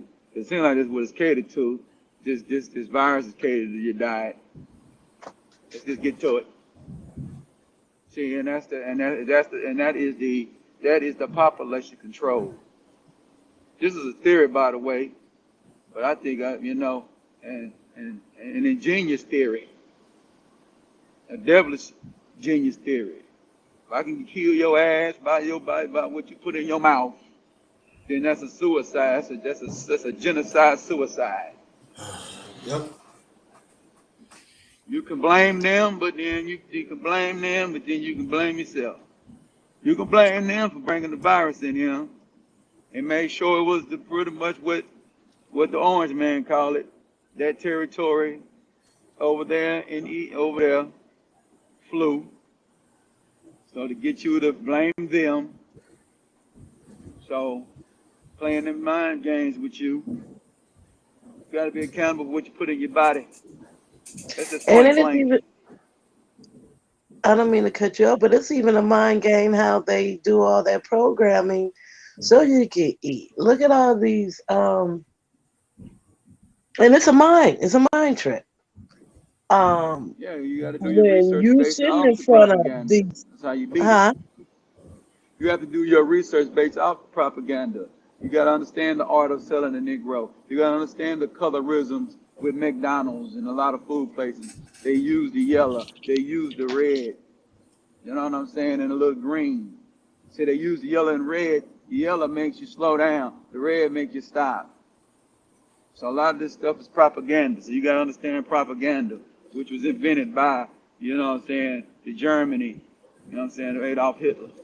That was the master of propaganda that America ended up taking from and using it today. It That's why you took got to a know the art of it. Right, you yeah, got to know the art of this stuff. it You took know a the art ran of it, you know how to look at it. Go yeah, it ahead. took it yeah, it took it ran with it. I was agreeing with you. And that's the thing about history. This I always talk about people, especially on here history. You gotta know the history, what's going on. If you don't know the history, you always gonna be lost. It's like I was driving for a trucking company called Celadon no longer today. But when I was there, they was educating people about this. They was playing Super Size Me, and they was playing that. They had the doctors over there at the time talking about health and telling you to put a little fiber in your diet and do things like that. You know, that's like so that what started me going doing more research in the health business. Because because in the truck industry they knew what was coming. They knew that they was gonna disqualify you for being obese. That's the reason, main reason why I got an alkaline diet. The main reason I got into health is because uh, I ain't gonna let nobody tell me, kick me out of no industry. And I want to be healthy anyway. So a lot of reasons is, it's for livelihood, man. A prosperous human experience. So these powers that be is going to do what they need to do to population control, and they don't found a way to do it. Use it through your fork and through the plate, and they've been doing it. Now they got a disease. Now they got a virus that's attached to it. So you better get realistic about what's going on out here. And that's why and that's what I actually would promote. I don't promote the other stuff, which is the low chakra stuff. I don't have time for it.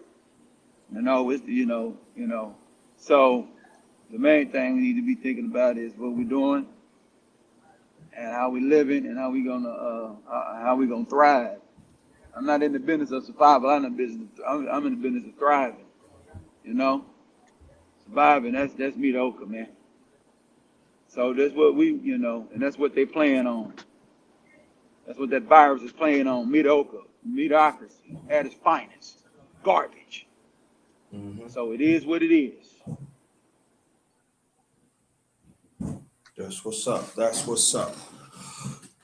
Okay, I think we covered a lot and everything. Sister Silks. Anything you want to add? You want to have your last remarks? Because we're gonna close this out. Cause gotta get some food in my stomach.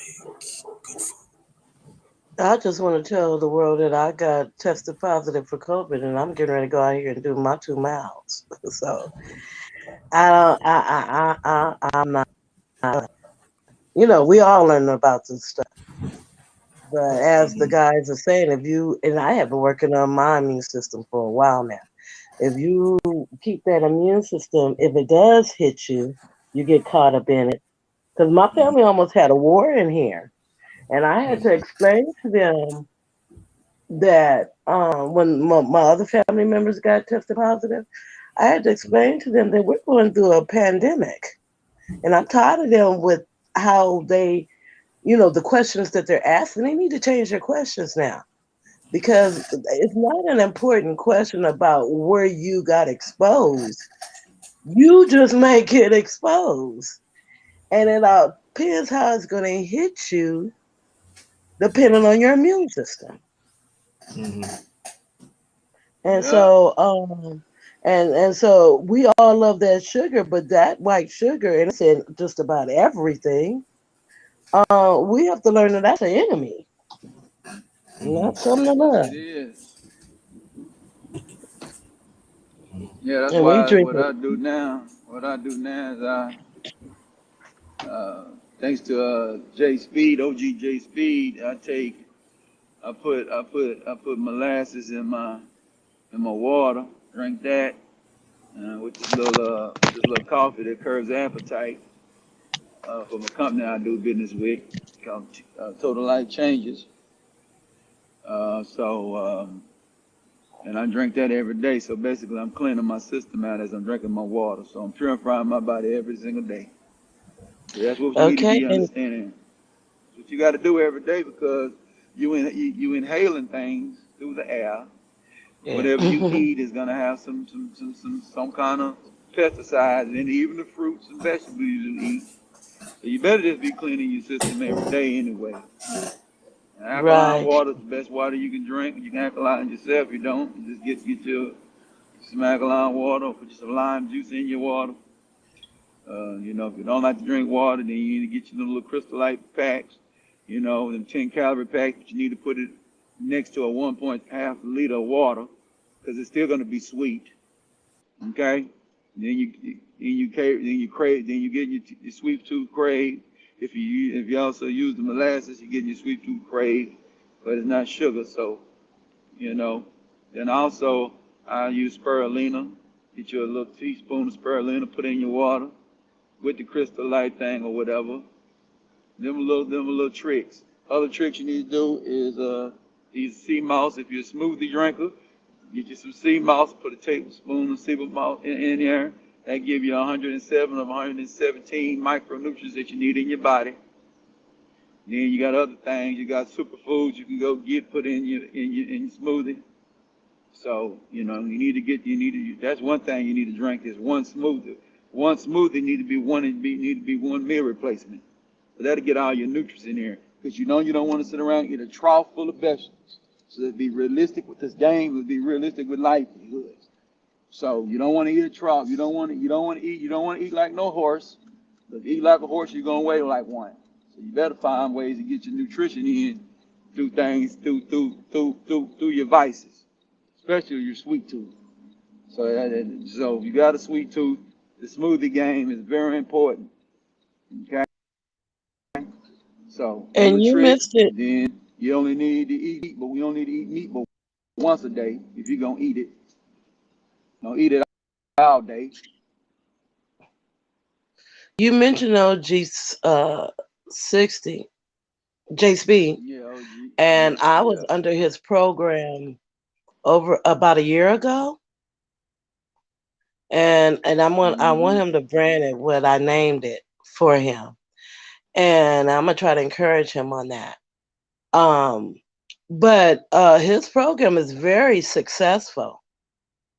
I mean, very successful.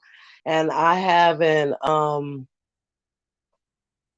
we hard headed. I haven't stuck to it like I needed to. If had I stuck to it, I would be further along than what I am, and I probably wouldn't even got tested positive. But I just want to speak as a person that been under his tutelage.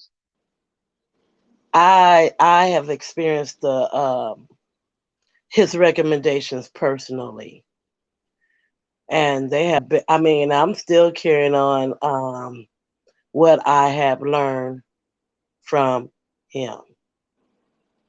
Gotcha. I Absolutely. didn't Okay. absorb everything. I didn't absorb everything.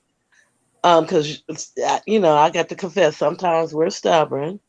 But what that I did implement in my life, it's been very successful. Great. Okay. That's your last remark? Yeah, that's Yeah, what I'm gonna that's it for say. me. Because I wasn't trying to be on here this long anyway. Because I really have to work. Because I'm one of the strongest force in this household right now. So it's very important that I could have to maintain my health, and if it's in my power, that's what I'm gonna do. Gotcha. So, Gotcha. thank you, JT, Jerry, Anytime. for allowing me to be here with Thank these you. wonderful gentlemen, and with these conversations that what we have, and I know we're going to be successful. Everybody have a great, blessed day, and hope to talk to everybody soon. I'm out of Definitely. here. All right. Have a great one. All right, brother Pierre. Last remarks, please. Yeah, man. All I want to say, man, is all the topics that we talked about today is part of is really about how to have a prosperous human experience. So you have to understand the political system. You have to understand pretty much all pillars of activity, man. Okay, and all that is really pretty much politics, interpersonal relations, and pretty much is all about education. You know what I'm saying? Economics, and then pretty much all that down the line. So Hmm. at the end of the day, if you ain't learning, man, you ain't living. You know, and so that's all I can say. Have a good day, number one grinder, and I'll get back with you later. Thank you, man. Be safe with peace to you and your family. Please be safe out there. This is the first time that I try a rest stream. I'm gonna do a little more. I just gotta get used to the technology of it, and I'm trying to. I'm gonna. I have to learn. I want to learn to send some of my stuff over here because they overlays in their video clips. I really don't care. I mean, it's good to have it's free. I'm not saying that it's good, but I want to have my own stuff here, so I gotta add a little here. But thank you for everybody in the chat. I want to thank Brother Nameless. I want to thank Brother Pass Out of 40. I want to thank Queen Silks, and I want to thank Brother Pierre. And I'm just saying that this is the end of Morning Talk Part 18. Again, open panel. Next week I probably will have it. I don't know. Hopefully, I can have more stuff be done. Just bear with me. Just bear with me. I'm just finished talking about, dealing with it and everything. And so, just let's always try to engage. I mean, not try, just engage of great information that's going to help us. And plus, and especially, definitely, you welcome anytime, especially empower us spiritually, emotionally, physical. That's what it's all about. And one thing, now let me say this, we see outside of this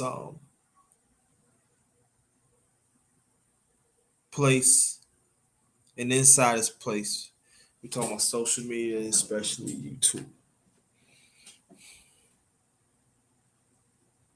There are people that their brothers judgmental. There are some people that they say they believe in God, but they figure, well, how they talk, they believe in God.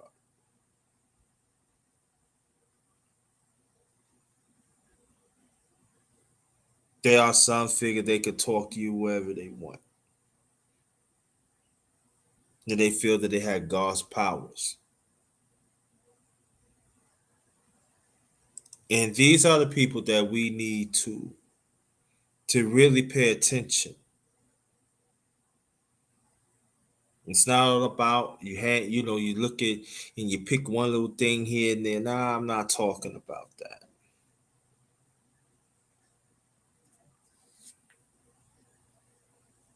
You can't call a person name because they don't fit your criteria. Now, if they doing things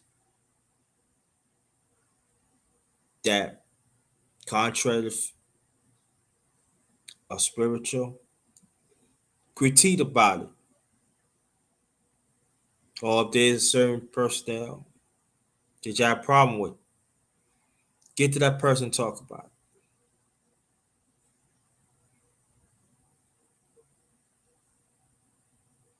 Because when you don't do that,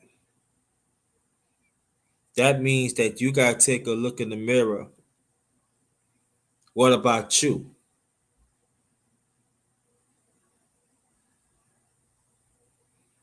Hey, good afternoon, Mahogany. How you feel? If you want to come up, Mahogany, I got a few minutes.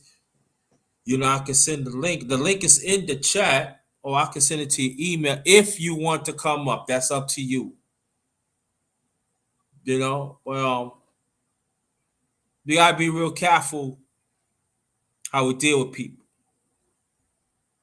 And sometimes these people here is in our midst. No, like I said before, I'm gonna say this. I'm not a perfect person. I'm not perfect. I got flaws like everybody else. But it's the one thing you're not gonna do, man or woman, that you're gonna disrespect my place on earth. You're not gonna do that. You're not going to say that you're a Christian, but you want to hurt people instead of look at yourselves. And I'm talking about man or woman. You're not going to do that. And we have to understand that we have people in these spaces. Outside spaces, we know. We could deal to people outside, there's no problem.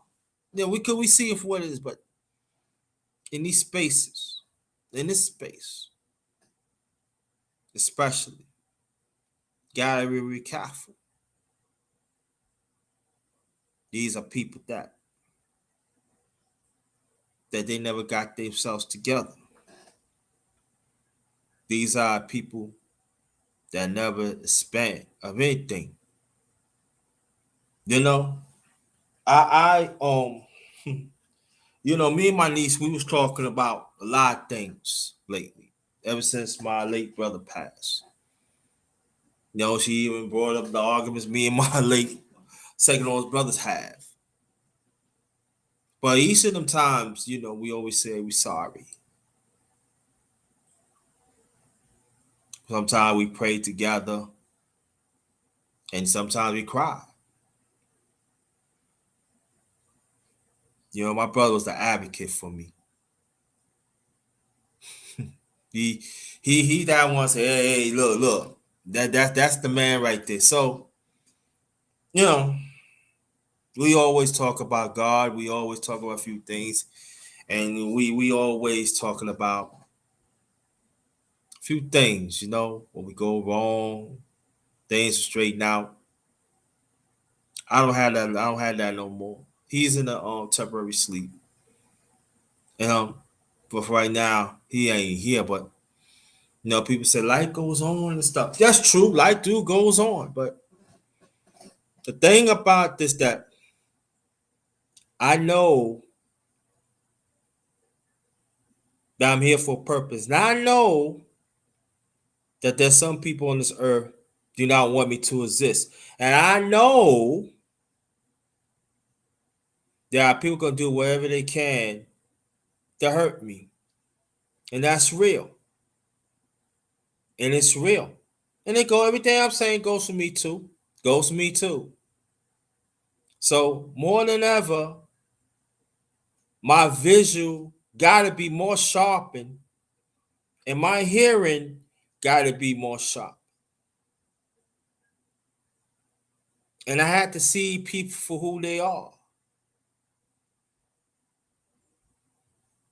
I have to understand that there are certain vices out there. And it goes to anybody that's trying to do what's right. They're going to come after you. But let it be known.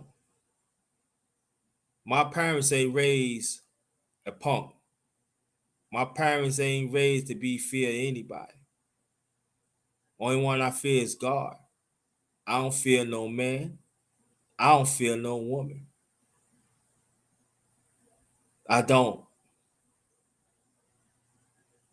That's why I say what I say and I do what I do. You see on my channel, I be outside. I engage with people.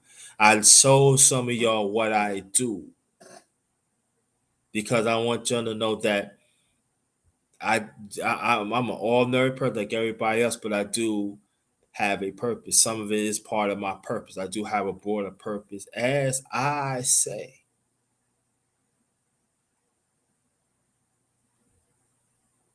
So we have to understand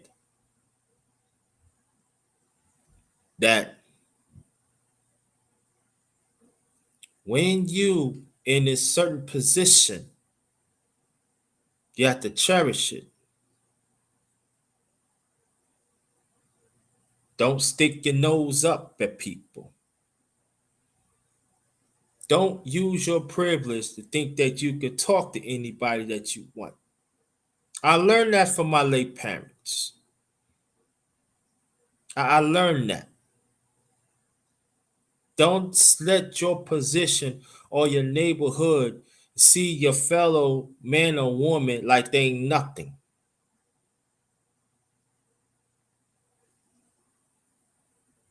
Because when you do that, you're not doing God's purpose.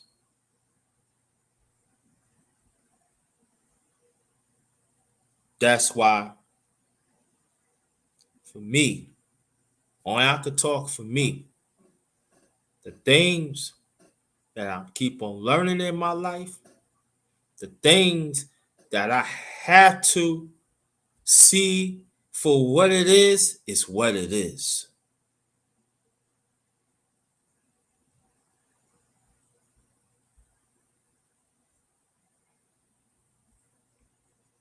But I say this that the point is that I'm willing to work with anybody.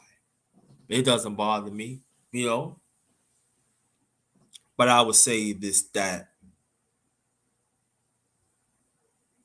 everything goes for me too. Always improve.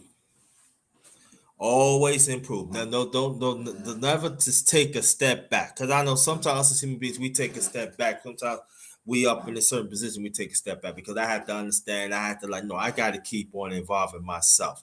I got to keep on because if I don't, I'm gonna be stagnant. So everything what I'm saying, it goes to me too. I got to keep on improving. Whatever I do, it's not going to meet up to everybody what they think of me. It doesn't. It goes for y'all too. It's not going to add up to everybody what it is.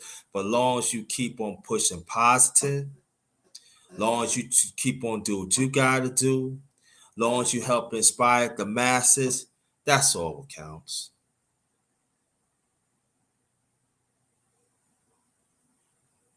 And I love what I do. This is part of my purpose. I love what I do. And it's sunny outside, so I'm a cook. I think I'm a cook, and I'm gonna go outside. Maybe I go take a walk. I got to go get some things anyway for the house anyway. So I'm gonna take me a walk, and I'm gonna pray. Have God to keep on changing me to be right. But I say this that on behalf of my parents, I love y'all. Thank you. I lost my father over 30 years ago, and I lost my mom's over 2 years ago. And I miss him a lot. But gotta understand that when you walk in that path, you gotta walk in that path. And your path is you ain't gonna get it right in your path all the time. But as long as you know that you're not gonna get it right all the time, long as you correct what it is, that means deal with spiritual, deal with cultural, also get your health right. Always surround. If there's certain things that you don't know, surrounded by people that already know, so you could benefit. That's part of broadening out your purpose. That's what I want to do. If I don't know how anything, I want to be around people, trying to get the much as I can to keep on pushing. And that's what it's all about, information. Let the information to inspire yourself, and then when it inspire yourself, you help others. And there's some you're not going to help all. You're not. And I have to understand it. So on behalf of my channel, The Underrated Darkness, yours truly, the number one grinder. One of the best kept secret on YouTube. Yep, one of the best kept secrets on YouTube. And just be encouraged. Stay encouraged. And let God change. And the God has surrounded those people change you is for the better. And the other ones, be gone. Just be gone. And whoever that is traveling,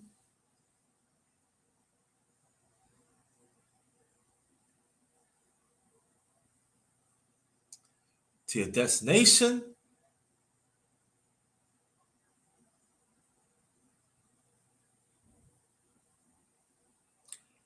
and home, please be safe out there, because the climate out there is real. It's crazy out there, family. It's getting crazy every time. These are the signs of the last days. I might do boxing a little later on, so watch out for it. I kind of like Restream. It's all right. I just probably have to add a little stuff on it. And just understand that we all have a purpose. It's what you do with it. And don't be afraid that you made a mistake. Be a big person about it and do whatever you can to correct it. Pray to God first and just trying to do what's right. You're not going to get it right all the time, but just do what's right. And the ones that wants to judge you and the ones that they think they know it all, just don't pay attention to them. I had to know myself. I was in these circumstances years ago, and I had to let God correct me through the people that God sent.